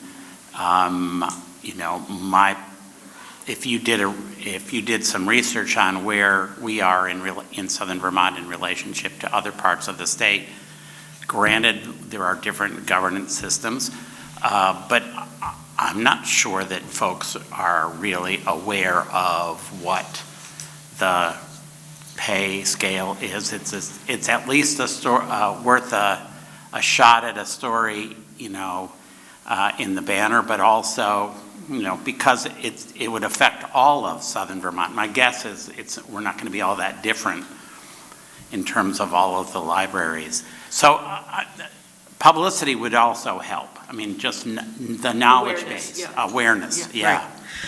Well, the State Department of Libraries does an annual review, and they show, we don't have the current figures, but they show the per capita support, which is also kind of, Bennington was terrible for many years, and we have, I have to say the Select Board has been supportive, and we've been making some good progress in that area. But I just, say it every year, if we were municipal libraries, the expense to the town would be significantly more. Mm-hmm. Because only how many people, 4 people on our staff actually receive benefits in the terms of health care and so on and so forth. So I will. Okay. Thanks, Jenny. Oh, thank you, Lynn. And also I'd say that this is part of sort of a profession-wide, statewide, I would say from what I've been reading, national sort of investigation to see how are libraries being funded, how are library staff being compensated. It's part of a sort of larger discussion. Mm-hmm. But we had an extraordinary opportunity to do something about it, and we took it. We're taking it. Mm-hmm. Any other questions for Jenny? Go ahead. Yeah, you were mentioning the age of your building, and I'm wondering, what are the capital reserves that the library has, if any? So we have a building fund, and I think at present that's about $30,000. But much of that has been earmarked for the remaining portico repairs and the library's back door, which is on order, on its way, has been since I think July. So when that goes in. But in terms of a reserve, not so much.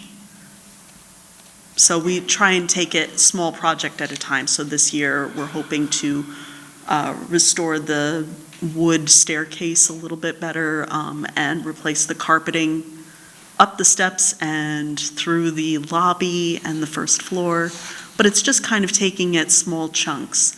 So I think also the ARPA funding that's available for capital improvements, which is different from, it's like, there's one that's repairs and another one that's like accessibility and things like that. So there are two different pools. Right. Being able to take advantage of that opportunity, because it's, again, extraordinary. It's once in a couple decades kind of opportunity to get a lot of those projects out of the way. Like the window casings, painting the Capitol around the top of the building.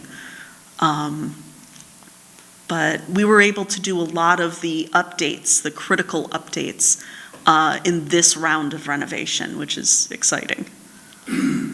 Yeah, it's still, as someone who has over a career worked with older buildings, not having a capital reserve is I really am going to encourage your board to think in long-term mode. It's not something that this board can take on necessarily, but I think it's just critical, and it needs to be a part of, I would hope to see it as part of your long-term budgeting, but also, thinking in terms of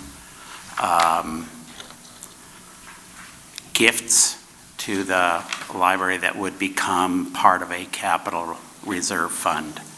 I just think it's, you cannot run a 100-and-some-year-old building trying to do little pieces at a time. In the long run, it'll eat you alive. That's my estimation. Thanks. Feels like the highway discussion we just had. It's precisely the highway discussion. If you don't do them when they're small, they become large very soon. So Yeah, I mean, I've loved the renovations that you've done so far. I like the idea of the elevator. You know, obviously the windows, sills and need to be kept up, but yeah, if you let it slide a little bit, which is what happens when you don't have a reserve, it'll cost you more in the long run. Thank you. Great. Well, so we are happy that you're back open, and it's beautiful, and we will. If you haven't stopped by yet, please do. Please do. It's, I'm really satisfied with the changes that have been made. So. And Laura would be absolutely pleased. Oh. I knew her well. She Oh. would be very pleased. Absolutely. So thank you very much. Oh, thank as you. Always. And I see that Parent Recreations is coming in, so we'll let you, take a seat if you would like, but we're running ahead of schedule. Okay, all right. So we'll take a small break. We're reconvening, and we have two of the three individuals who are going to talk with us today. It sounds like Lake Parent Recreations is here, but the request is actually through Bennington County Conservation District, and that we're waiting for Michael. Who's on his way. So this is separate. Lake Parent has a funding request for $2,700 that is in our budget, and we have that is a stated request, and we have their materials. So this is different, and I guess I'm going to turn it over to you guys to talk to us about what you're proposing. There was a letter from the Bennington County Conservation District, and I have that here. That probably go to Nancy Lively, if there's only one copy, so that she will have that. Okay, thank you. All right. Well, so we'll start with the. Introduce yourself. I'm Alyssa Del Tufo. I'm the chair of Parent Recreation's Board of Directors. And I'm Camille Kaufman. I am the director at Lake Parent.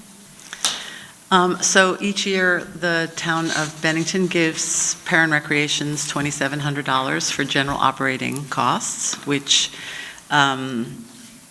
it essentially pays for the upkeep and running of the lake, primarily during the summer, hiring of lifeguards, paying various staff to do things, snack bar, pretty typical kinds of things that we do.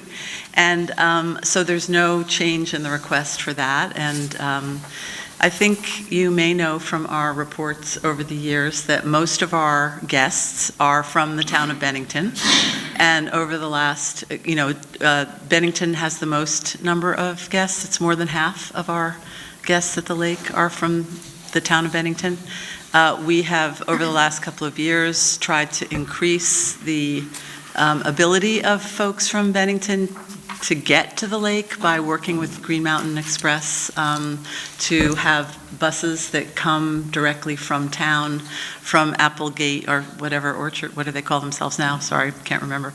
And Willowbrook, so that folks that may have not easy access to transportation are able to get there more.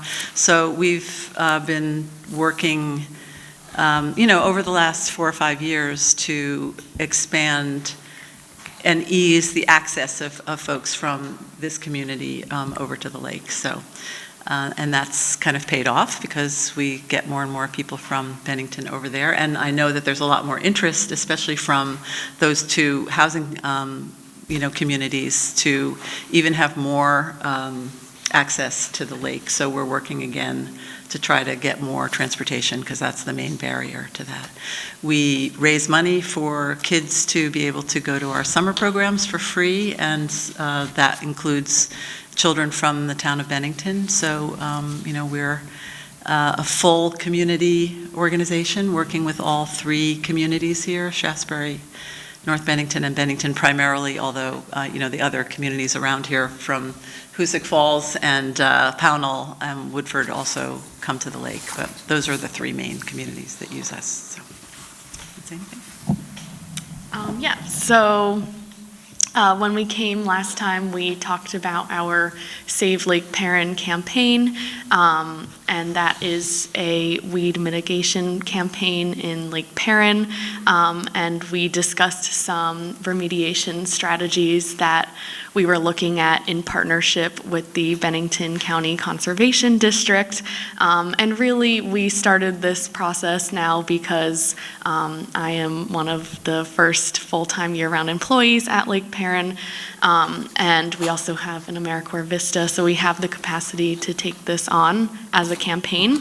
And in that, we have partnered with the Bennington County Conservation District, who will actually be leading the management of the particular strategies that we're looking at.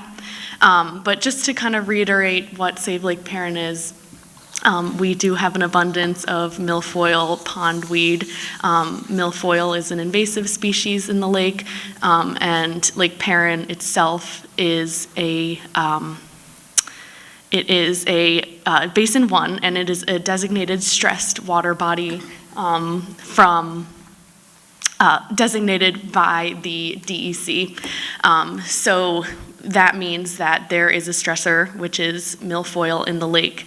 And we have raised the campaign by on change.com, as well as I have the campaign here with the specific petition signatures from the community, many of those signatures being from the town of Bennington, to officially address this problem in Lake Perrin. Now, since we last talked, we talked about a different management techniques, and we have been going over those.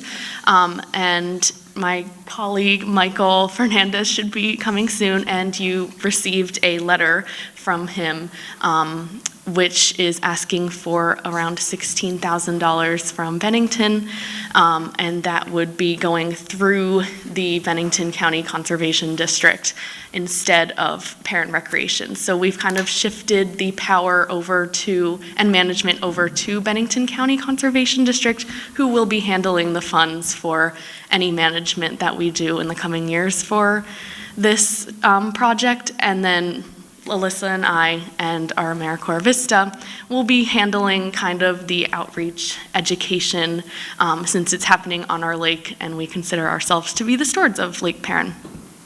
So we'll be mostly handling the campaign from here on out, as well as any education and outreach. So with that, I do have a budget that Michael will speak to once he arrives. And Alyssa, yes. Yeah, let me just say a couple other things, because I know that when we were here last, it's confusing, and I want to try to explain how we're moving forward with this work. So as you know, if you've ever been over to the lake to see Perrin Recreations, we have a building and we own 6 acres of land, and we have an area that's roped in by, those floating ropes where you can swim. That is the part of the lake that we have minimal control over. So we have permission from the state to remove weeds from that roped in area every summer, which we do. The rest of the lake, we don't own that, we just have kind of historical ability to do that work, and the state approves of that. The rest of the lake is not, we don't own the lake. The state owns the water in Vermont. So we are, in a way, sort of taking on this campaign as a public good. It obviously does affect us, but it affects lots of other community groups as well. When we were here the last time in December, it became clear to us that we really should not be seen as the organization that's doing the work in the lake itself, because it's not our lake, and we didn't want people to think that Perrin Recreations was benefiting from the finances that were coming through here. So we decided that it was a much smarter idea to sort of split off the weed remediation work, which is work that falls under the purview of the BCCD, and let them manage it and let them receive the funds to do it. They're a municipal, they're sort of a quasi-governmental agency, and it would, we thought, give a brighter line between the work that Parent Recreations does versus the work to take care of the weeds in the lake. And it seemed that as a quasi-governmental organization, the management of it would, people would feel more comfortable with the processes that would take place to manage the funds and manage the work itself. So that was an important decision we made. We're sorry Michael's not here. I guess we thought we were on at 11:30, so he's on his way. And so we have asked all 3 communities that surround the lake to chip into this fund, and that has been done on a proportional formula, which I'm going to let them describe exactly how that took place. And as Camille was saying, there are still a variety of remediation options on the table.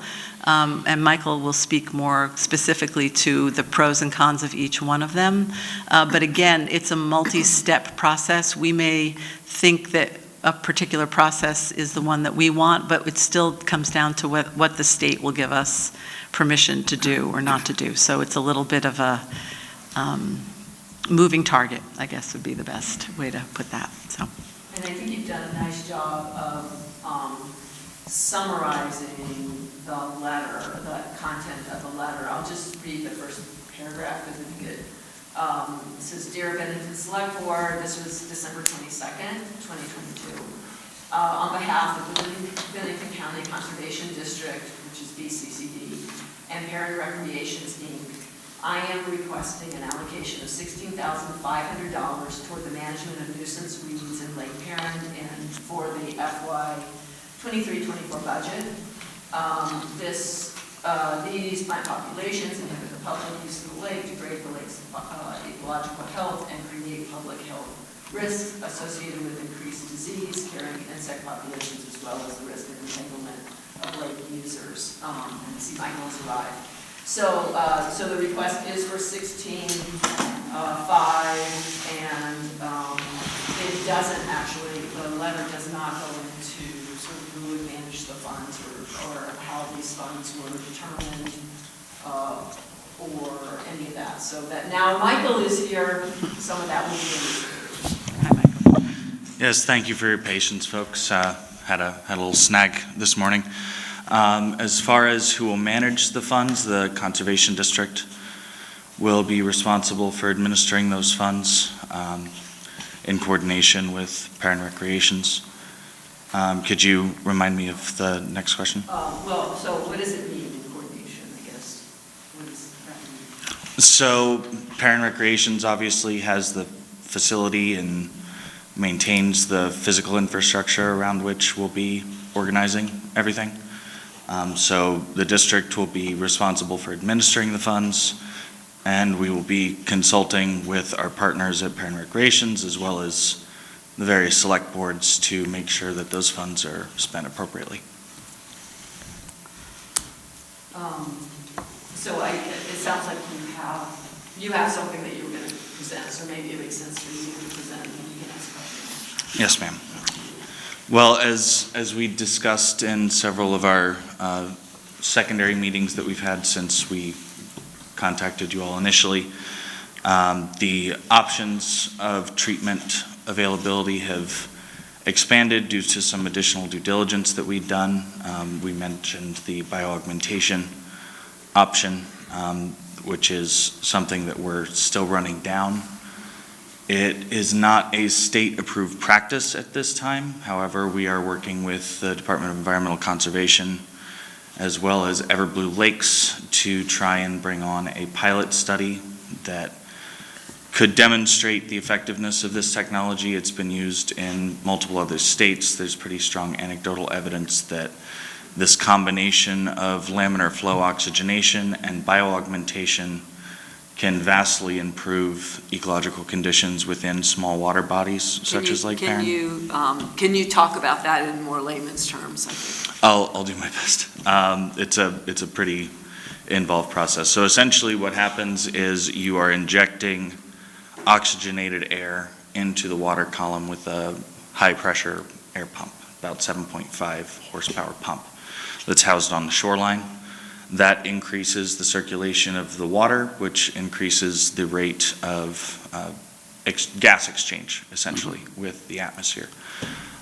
In addition to that, a microbial slurry is injected into the lake, mostly into the lake bottom, which helps accelerate the rate of decomposition of the material at the bottom of the lake, which will reduce the niche, the habitat for those nuisance plants that we're targeting, both the pondweed and the milfoil. This is an independent research. The state didn't put us in this direction at all. We kind of had to find it on our own.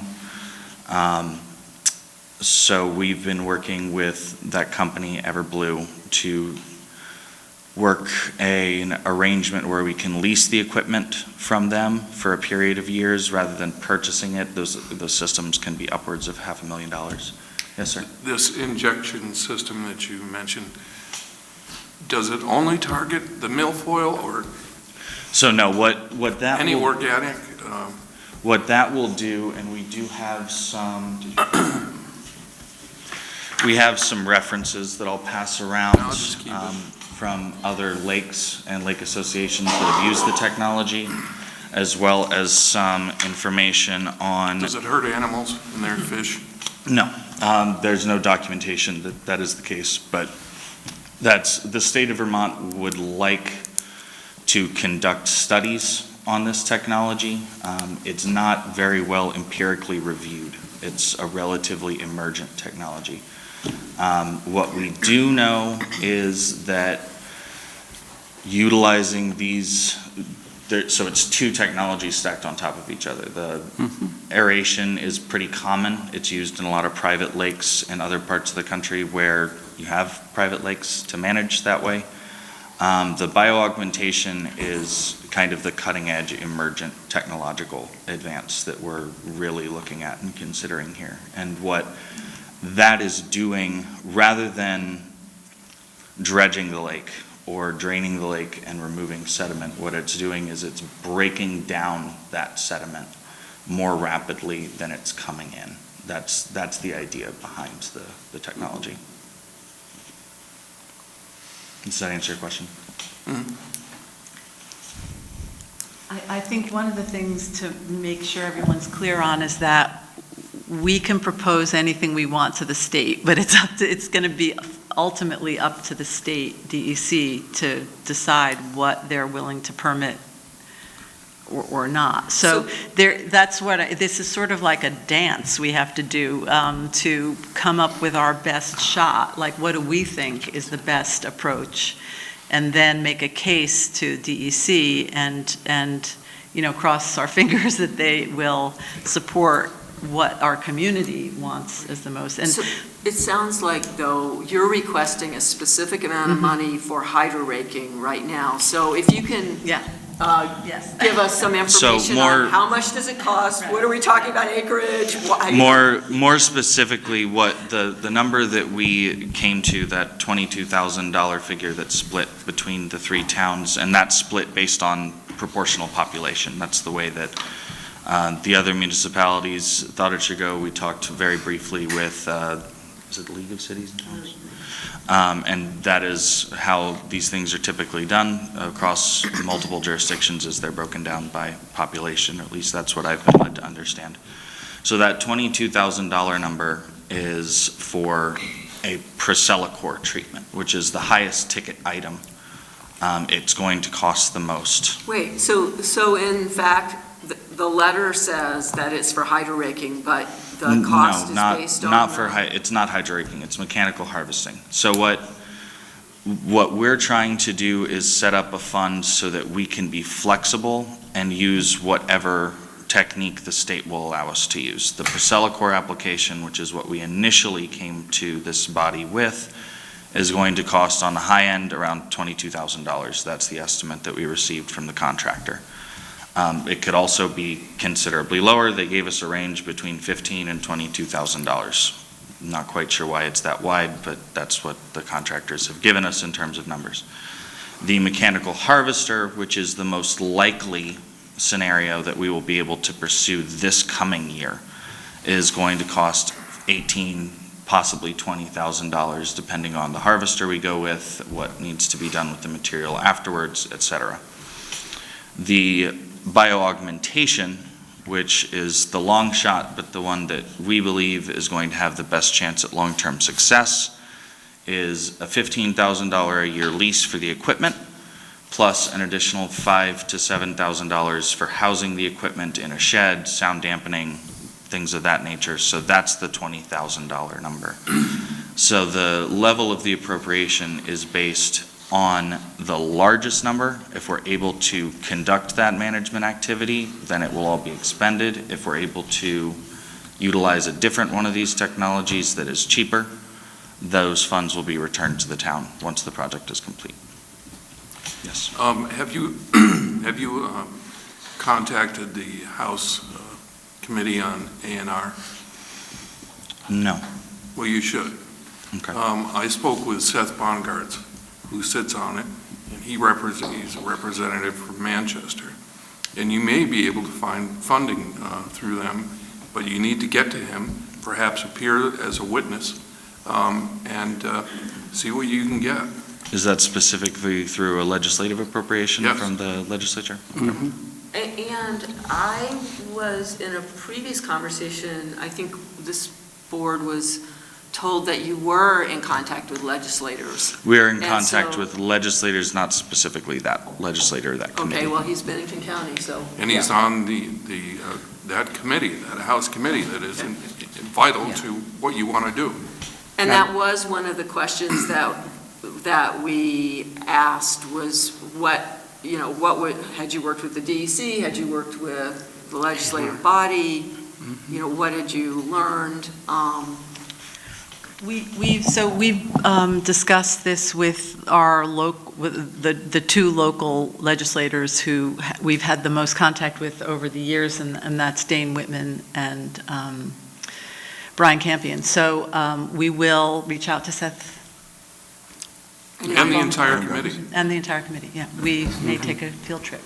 We do know there is some funding for this. There's a 20% match on this type of work if it's approved by the DEC. Which type of work? And I believe any of these remediation strategies would draw a 20%, no. Okay, sorry. So the Aquatic Nuisance Grant and Aid Program, which we've discussed previously with you all, that will likely cover either the mechanical harvester or the milfoil. It's not going to cover anything like bioaugmentation and aeration. Madam Chair. Yes, go. I want to take a step back for a minute.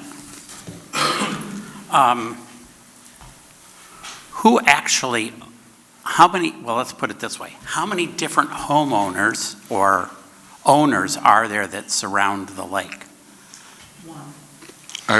Can you clarify that, sir? Well, are you talking like immediately adjacent to the lake shore? Yep. Or? Yeah. I believe that would just be Parent Recreations. No, Ted McCarthy. Oh, Ted McCarthy. Oh, Comes yeah, down that's right.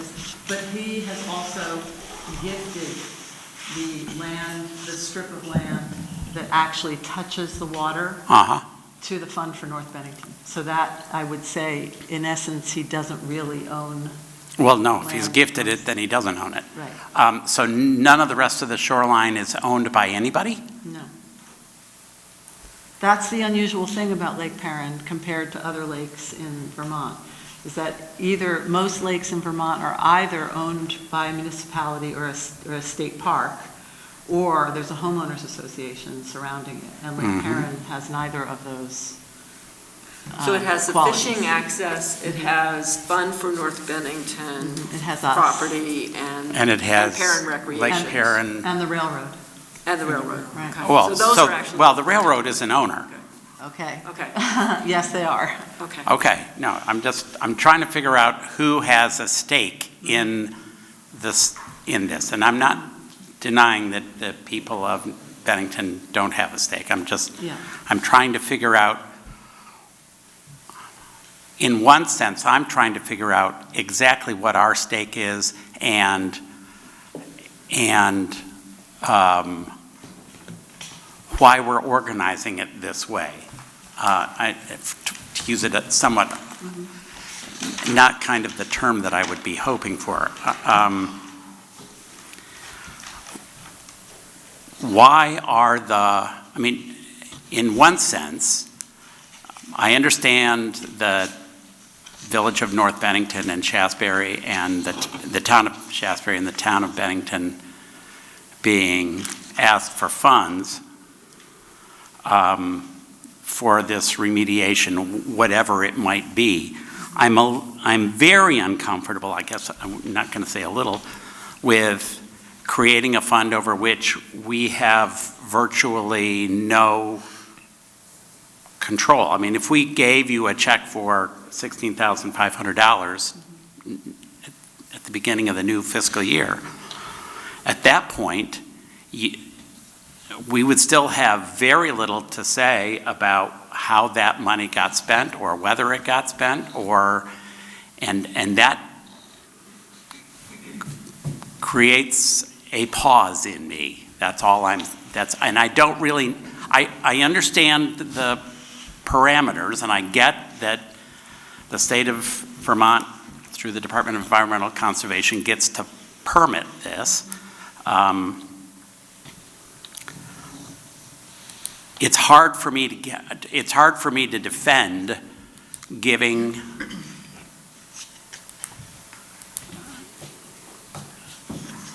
them, I mean, it would be one thing if you were going to the voters and asking the voters to vote on it. That would be, you know, like we do with any number of other organizations. This is different than that. You're asking for something in a different process. And I might eventually agree with this, but right now, I don't know enough to even vote on it. And I don't know whether I will know enough by next week to vote on it. That's my dilemma. And if you can help me out of my dilemma, great. I'm open to that. I've got a question for you too. You said you haven't contacted the committee, right? Correct. Have you contacted the agency? The Agency of Natural Resources? Yes. Yes, sir. Okay. And did you talk to them about funding sources? Yes, sir. We were told that the funding for invasive species management in standing bodies of water is limited to the Aquatic Nuisance Grant and Aid Program, which is that 20% match that we discussed. Well, 20% is better than none. Yes, and we will be applying for that. However, the likelihood that we're just going to end up giving that money back if we we can apply for the grant. If the funds aren't there to execute the project, the grant is a waste of time. Have you contacted the governor's office? No, I have not. Well, he's a great outdoorsman. That'd be a great place to start.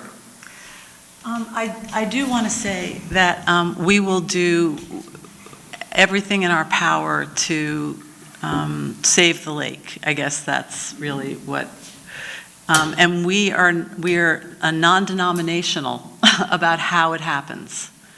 We don't really, we're here to represent, remember the Lorax? Did anyone read the Lorax? We speak for the trees. We speak for the lake, but we are not the lake. We don't, like I said, we don't own the lake. We want to preserve the lake.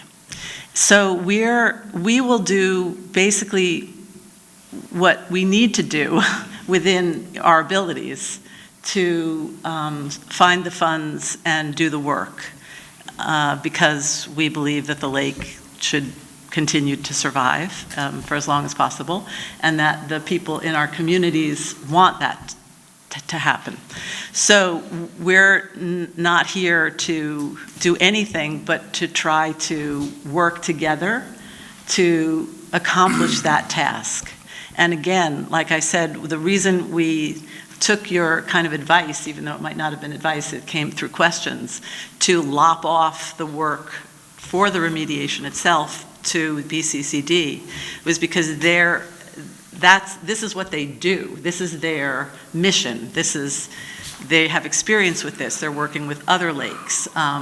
So let's just put it this way, we're trying our best to convince the stakeholders in the community that it's worth their time, their interest, and their funds to do this.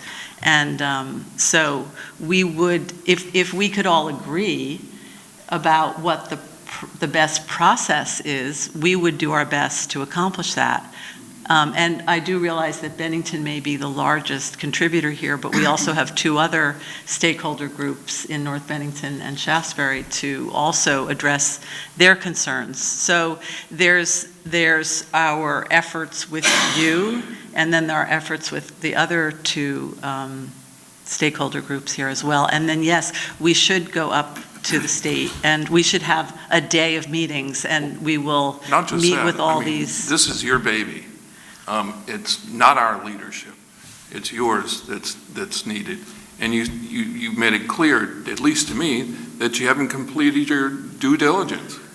Well, let me say a couple things. One is that we don't consider today or what happens this coming summer a completion at all. This is a long-term process.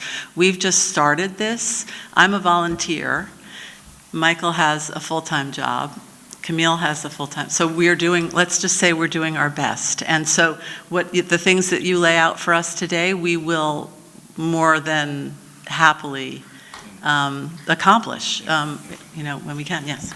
Well, and things like going directly to the governor or straight to the A&R committee is not typically something that a conservation district would do. You got to think outside the box. You want to get this done. It's not something that I'm unopposed to doing. In fact, it's something that I would be rather excited to do. And if you don't ask, you don't get. Precisely, sir. But however, the typical process and the process by which conservation districts tend to preserve our relationships with our colleagues at DEC is to not go over the head of Division of Lakes and Ponds or the regulators. We communicate directly with the regulators at that level. We don't typically go above that. So as far as our due diligence is concerned, our extremely extensive discussions with the heads of lakes and ponds, the regulatory division at DEC, traditionally that is what we would consider our due diligence. I agree with you that in this case that should be expanded, and we will pursue that. However, getting into the governor's office as a conservation district manager is a leap. But it is something that I will, exactly. Starts like that. It is something that I will try and do as quickly as possible. And to answer your question, sir, there had been some discussions in some side meetings with North Bennington and Shaftesbury that I would feel most comfortable in pursuing this work through town appropriations if we had a sort of executive committee with a representative of each of the funding stakeholders that would meet with myself and Parent Recreations on a semi-regular basis, either monthly, bi-monthly, or quarterly, so that the committees and select boards could be informed as to the progress of the project, expenditures as they're being made, and decisions as they're being made, and so that they can be given greater opportunities for input, so that confusion like what you're experiencing right now would not be something that would be occurring again. Because once we do this, if this body decides to fund this project, we're your partners in it. We're gonna want to keep each other as in the loop and informed as humanly possible, so that everyone's at least moderately happy with the result at the end of the day. No one's ever always happy, but if the municipalities decide to move forward with this, I would feel as though it would be appropriate to just pick a representative, either on an employee level or on the select board, who could engage with us on a regular basis, so that we don't have either miscommunications or someone feels left out of the loop. Yes, Stu. This is likely to be an ongoing expense. Yes, sir. So it's not just 16.5 this year. Correct. It's likely to be something. Correct. Every year. Yes, sir. Then I would say that Bruce's idea about placing it on the ballot may be an appropriate way for our voters to weigh in on whether or not they think it's a justifiable expense. Yeah. That was a great segue for me. I can't get off of the track that you're a not-for-profit, and we don't support not-for-profits. Like, let's just say, and I could be wrong, and I'm often wrong, so please correct me. Let's just say the museum, a not-for-profit, had a large project they wanted to do. I don't think we would help fund that, a local not-for-profit. We support not-for-profits that, like Stu said, they're on the ballot. That's the piece I can't get over that. It's a fact. And the other question I have, and this I really don't know the answer to, is let's just say they go to the legislature and they are somewhat successful, or at least get a hearing. Would state money flow to a not-for-profit easier than it would flow to a municipality where, you know, it's another park in North Bennington. It happens to be a standalone not-for-profit, again, which I think could be problematic. So I don't know how the state funds not-for-profits versus municipality-based projects. I would venture to guess it's not going to be as successful, but I could be wrong. I would think in this case, the monies would flow to the Conservation District. Yeah. And then to them. And I mean, right, yeah. The district would manage and expend the funds. So I didn't even build time into these estimates for my own time. These are strictly for services. So I'm funding my time through other grants or through our donor network. Is this not part of your job? This is part of my job. Okay, so it's also through your salary? Yes, it is. We have a kind of odd structure where the state funds a very small portion of our operations, but I'd say 75 to 80% of our revenue is generated through grants, grants that I write. And in the case of the legislature and in the case of a town appropriation, the funds would not be going to the nonprofit, they'd be going to the conservation district. We would be managing and expending the funds, and we are a municipal agency of sorts. We're chartered by the state to perform tasks specific to the preservation of natural resources and the promotion of rural livelihoods. That is our core mission as a district. And I answer to the 5 elected supervisors who run the district on a large picture basis. I'm the director, essentially the executive director of the district. So I manage the day-to-day. And districts all over the state perform work like this fairly regularly. This is a very unique situation where you have these 3 municipalities laid over the top of one another. The state's been hands-off for decades, and there's no real private landowners to speak of, which makes this quite the puzzle, as we're all quickly learning. And I think for me is I don't want to do something that's going to set a precedent for future not-for-profits, that this is something that we just do. It's the structure of it and the complexity of it and the fact that you're not part of the municipality that I'm really struggling with that. Well, and I have been. So maybe, I mean, it feels like there are a lot of pieces that need to get figured out. I mean, I think, I do agree, I do think it's a good idea that the Conservation District yes, I do too. be that entity, because there is a connection to the state that Lake Perrin doesn't have. I think we all share your desire to have Lake Perrin, be the best place it can be. Many of us have very fond memories of Lake Perrin and our kids, and have worked there and swam there. And I think, but it feels like there are a ton of questions, and I guess for me, it really would be important that we not have a group that you guys are sharing information out, so that we're in the loop, but that it is, whatever that group is that is a decision-making body, that it is not, you guys deciding that, okay, we're not going to do, herbicide, we're going to do mechanical harvesting. That it's a group decision, and we figure out how to fund this. And I think, Jim, to your point, I think the legislature is a good place. And in speaking with Brian, his comment was, I think there's funding in the legislature. So I'm a little puzzled that, that Seth's name didn't come up. And, as far as the point that you made earlier, that you have to go through a hierarchy, it's easier to ask for forgiveness than it is for permission. Just do it. So it feels like there's a lot to be figured out here, and I think it is ongoing. This is like the worst year you could ever ask for this, but or maybe next year will be.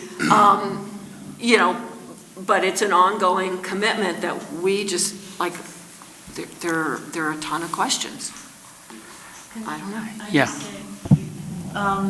Like I was saying before, and we're non-denominational about how this goes forward. And if you think getting on the ballot is a good idea, for us, part of what's difficult is because our time resources are limited, and I work, and Michael has other jobs, and Camille has other responsibilities, but this is something we're very committed to. And if we could figure out a process that we agree on, it's hard for us to kind of, never mind.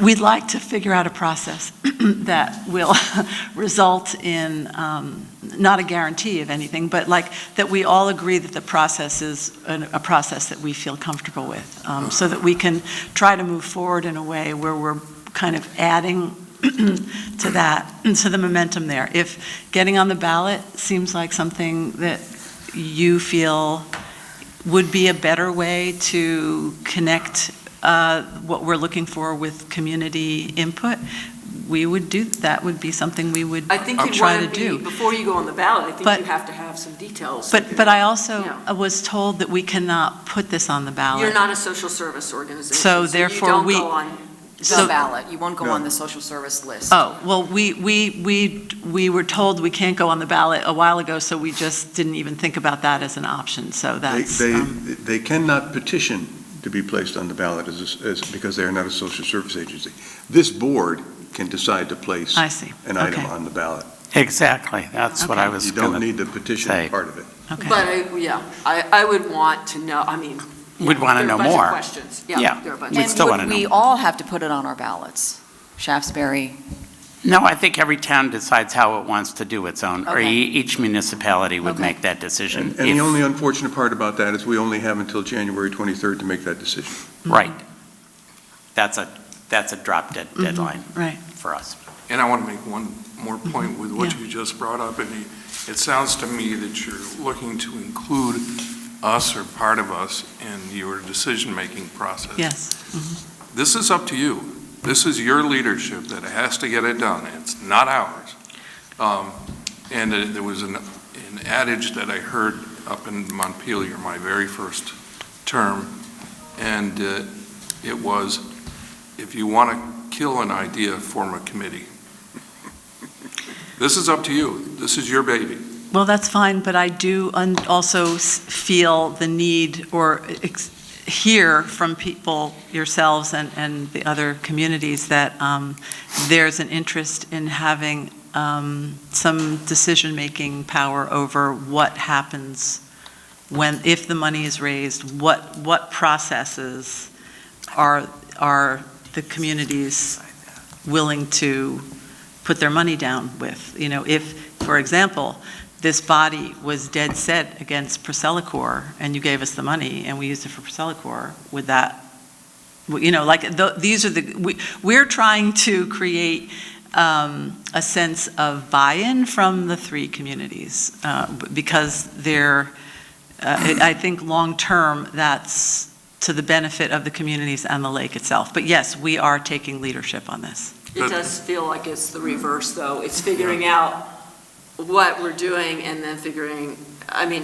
or maybe it's parallel tracks of looking for funding, but I cannot imagine this board saying, yeah, we'll put a question of, are we going to give you, $20,000 on the ballot without knowing all the details of how it will be used, whether we're talking 1 year or multiple years, what the governance structure is. All of those things are critical to being able to, for a community that is already really stretched, to say, yeah, this is something we want to put money toward. And all these points that Jeannie just made, they're up to you to figure them out. Not us, you. I just want to say that I love Lake Perrin. I grew up fishing in Lake Perrin. I took my kids there.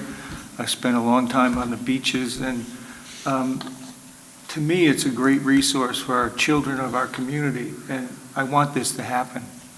I don't know the process. I don't know the proper way that it's supposed to happen, but I hope we can figure it out. I hope so too. Well, and to be frank, ladies and gentlemen, the complexity of the jurisdictional issues here are making a process difficult to develop, as we're finding in this meeting right now. I agree with your sentiment, Mr. Carroll, that a committee is oftentimes the death of a good idea, but I also hear the issues being raised that we can develop a structure, we can develop a governance structure. I can spend half of my FTE developing these systems, bring them to this body, and if I haven't gotten a chance to get progressive feedback on those ideas, then it's dead on arrival, and I've wasted all of my grant funding, my salary, and I have constituents to answer to as well. I answer to every person in this county. The Conservation District represents all 34-some thousand people who live in this county for conservation issues. So I have to be very economical about my time and how I spend it. I'm a one-man department. I do all of this essentially by myself. So we've developed these three potential solutions that are long-term management solutions, and we do not know, and no one knows. Anyone who comes in here and tells you that this will solve this problem is lying to you. Period, full stop. We don't know how these lake ecology and lake restoration is one of the most emergent, imprecise sciences in ecological sciences today. It's very poorly understood. There's very little funding directed towards it. The vast majority of it is private lakes on private estates in other places. So what Perrin Recreation's leadership has done is bring everyone to the table, myself included, yourselves included, Senator Campion, all these stakeholders. What we need to do to move forward at this point, I believe, is continue this dialogue. If you all are not comfortable with funding this particular fund at this point, then we need to continue having conversations around how we can do it. We will approach the legislature, we will approach the governor's office, because as we have said, we're a take-all approaches kind of people around here. Speaking only for myself. Yes, sir. I'm not uncomfortable with the idea of funding this, but I want you to exhaust as many other avenues first. That's all I'm asking for. Yes, and we will continue to do that, and if we could, I'm sure we'll have a conversation about the best way to approach the governor's office at some point. It's not something that I'd be glad to walk into the governor's office with you. Oh, that would be great. I would accept that offer. Okay. But yeah, I only have the resources that I have at my disposal. I only have the capital that I have at my disposal, and that is very limited. So The district will continue working on this issue. We will continue to support Lake Perrin with technical assistance and guidance as the process continues, as well as this body and the other two municipalities in question. But just keep in mind through this entire thing, we're shooting in the dark when it comes to restoring lakes. No one really knows how to do it. But we do have a lot of history at Lake Perrin. Yes, we do. A lot of history and a lot of different things that have been done. Everything from draining the lakes to basketfuls of beetles. Well, and the state hyper has, raking to, I mean, so we do know, and we do, to hand pulling with the scuba divers. So, I mean, so we do have a lot of information. We know that none of them have been, I mean, they're mitigation. They're not, they don't solve the problem. Right. well, and I believe I'd used this analogy previously with this body, that we need to stop thinking about it as managing a lake. We're managing a reservoir.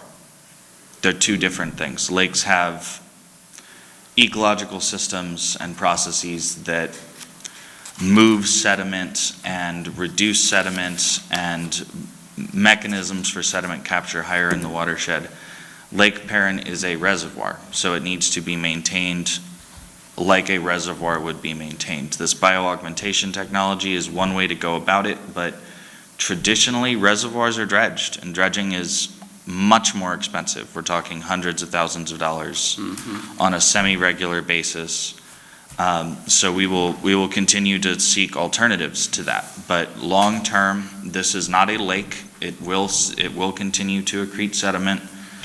We will continue to see still water on the surface of the lake, which will result in increased disease-carrying insect populations, entanglements, lack of recreational use, degradation of the fishery.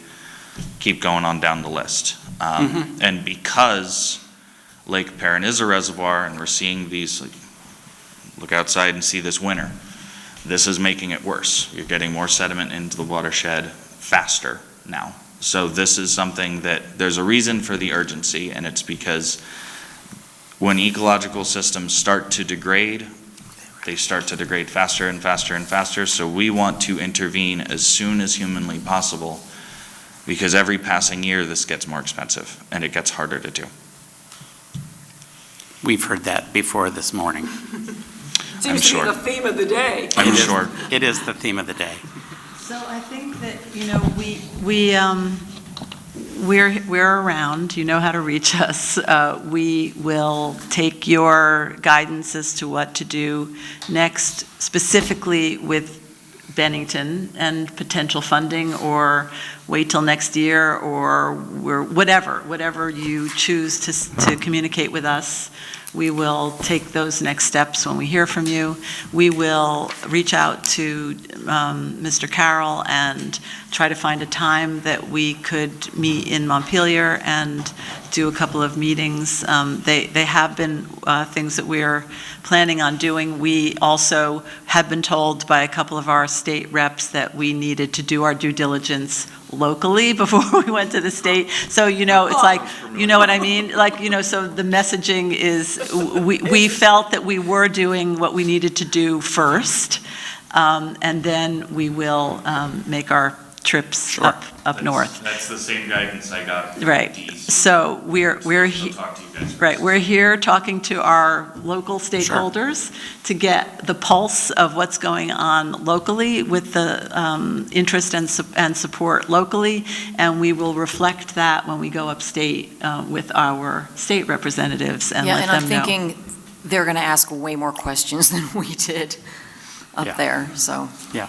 Well, as you know, we have a lot of information, but not a lot of answers or specific answers. I mean, that's just, as Michael, I think, has tried to point out, that's the nature of this beast. And, it's like, digging the foundation of your house and all of a sudden you hit water, or all of a sudden there's a giant boulder under there. It's something that you hoped wouldn't happen, but then you have to deal with it. And so, I think, as I said the first time we were here, it was only a year ago that the state even gave us any indication that they would consider remediation work for the lake outside of our ropes.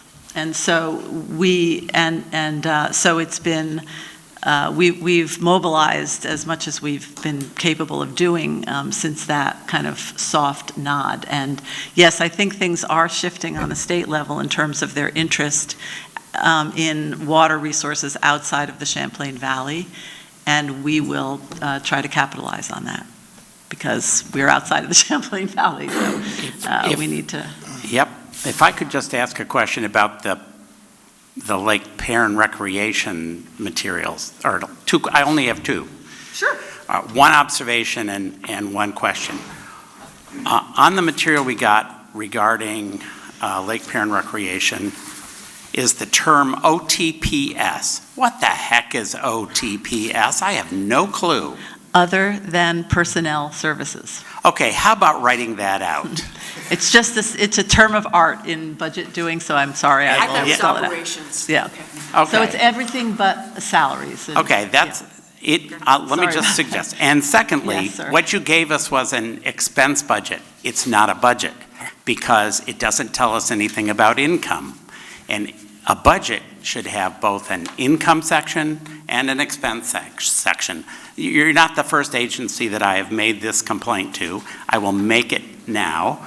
I don't necessarily expect it to be remediated in this session, but please, if you're going to send us a budget, send us the whole thing, Very not good. just the expenses. We have all that. I think that what the confusion was is that the letter from the town requires providing the municipal funding that we've gotten, and it wasn't specific about other funding, so I think we just didn't put it in. But we'd be happy to send that to you if you'd like. All right, and we'll clarify Thanks. the letter. Yeah, I think so. I think I'm just make sure that letter is clear. I'm reflecting on that's what we responded to. So that's okay. Okay. Okay, Thanks. folks. Thank you. Thank you for your time. Thank you. Thank you. All right. I see no more business for this morning. Can I have a motion to adjourn? Okay. All those in favor, please say aye. Aye. Any opposed? Nope. Okay. Cat TV is celebrating 30 years of community media. Help support Cat TV's next 30 years by becoming a member today. Your membership will help us continue covering meaningful, local content.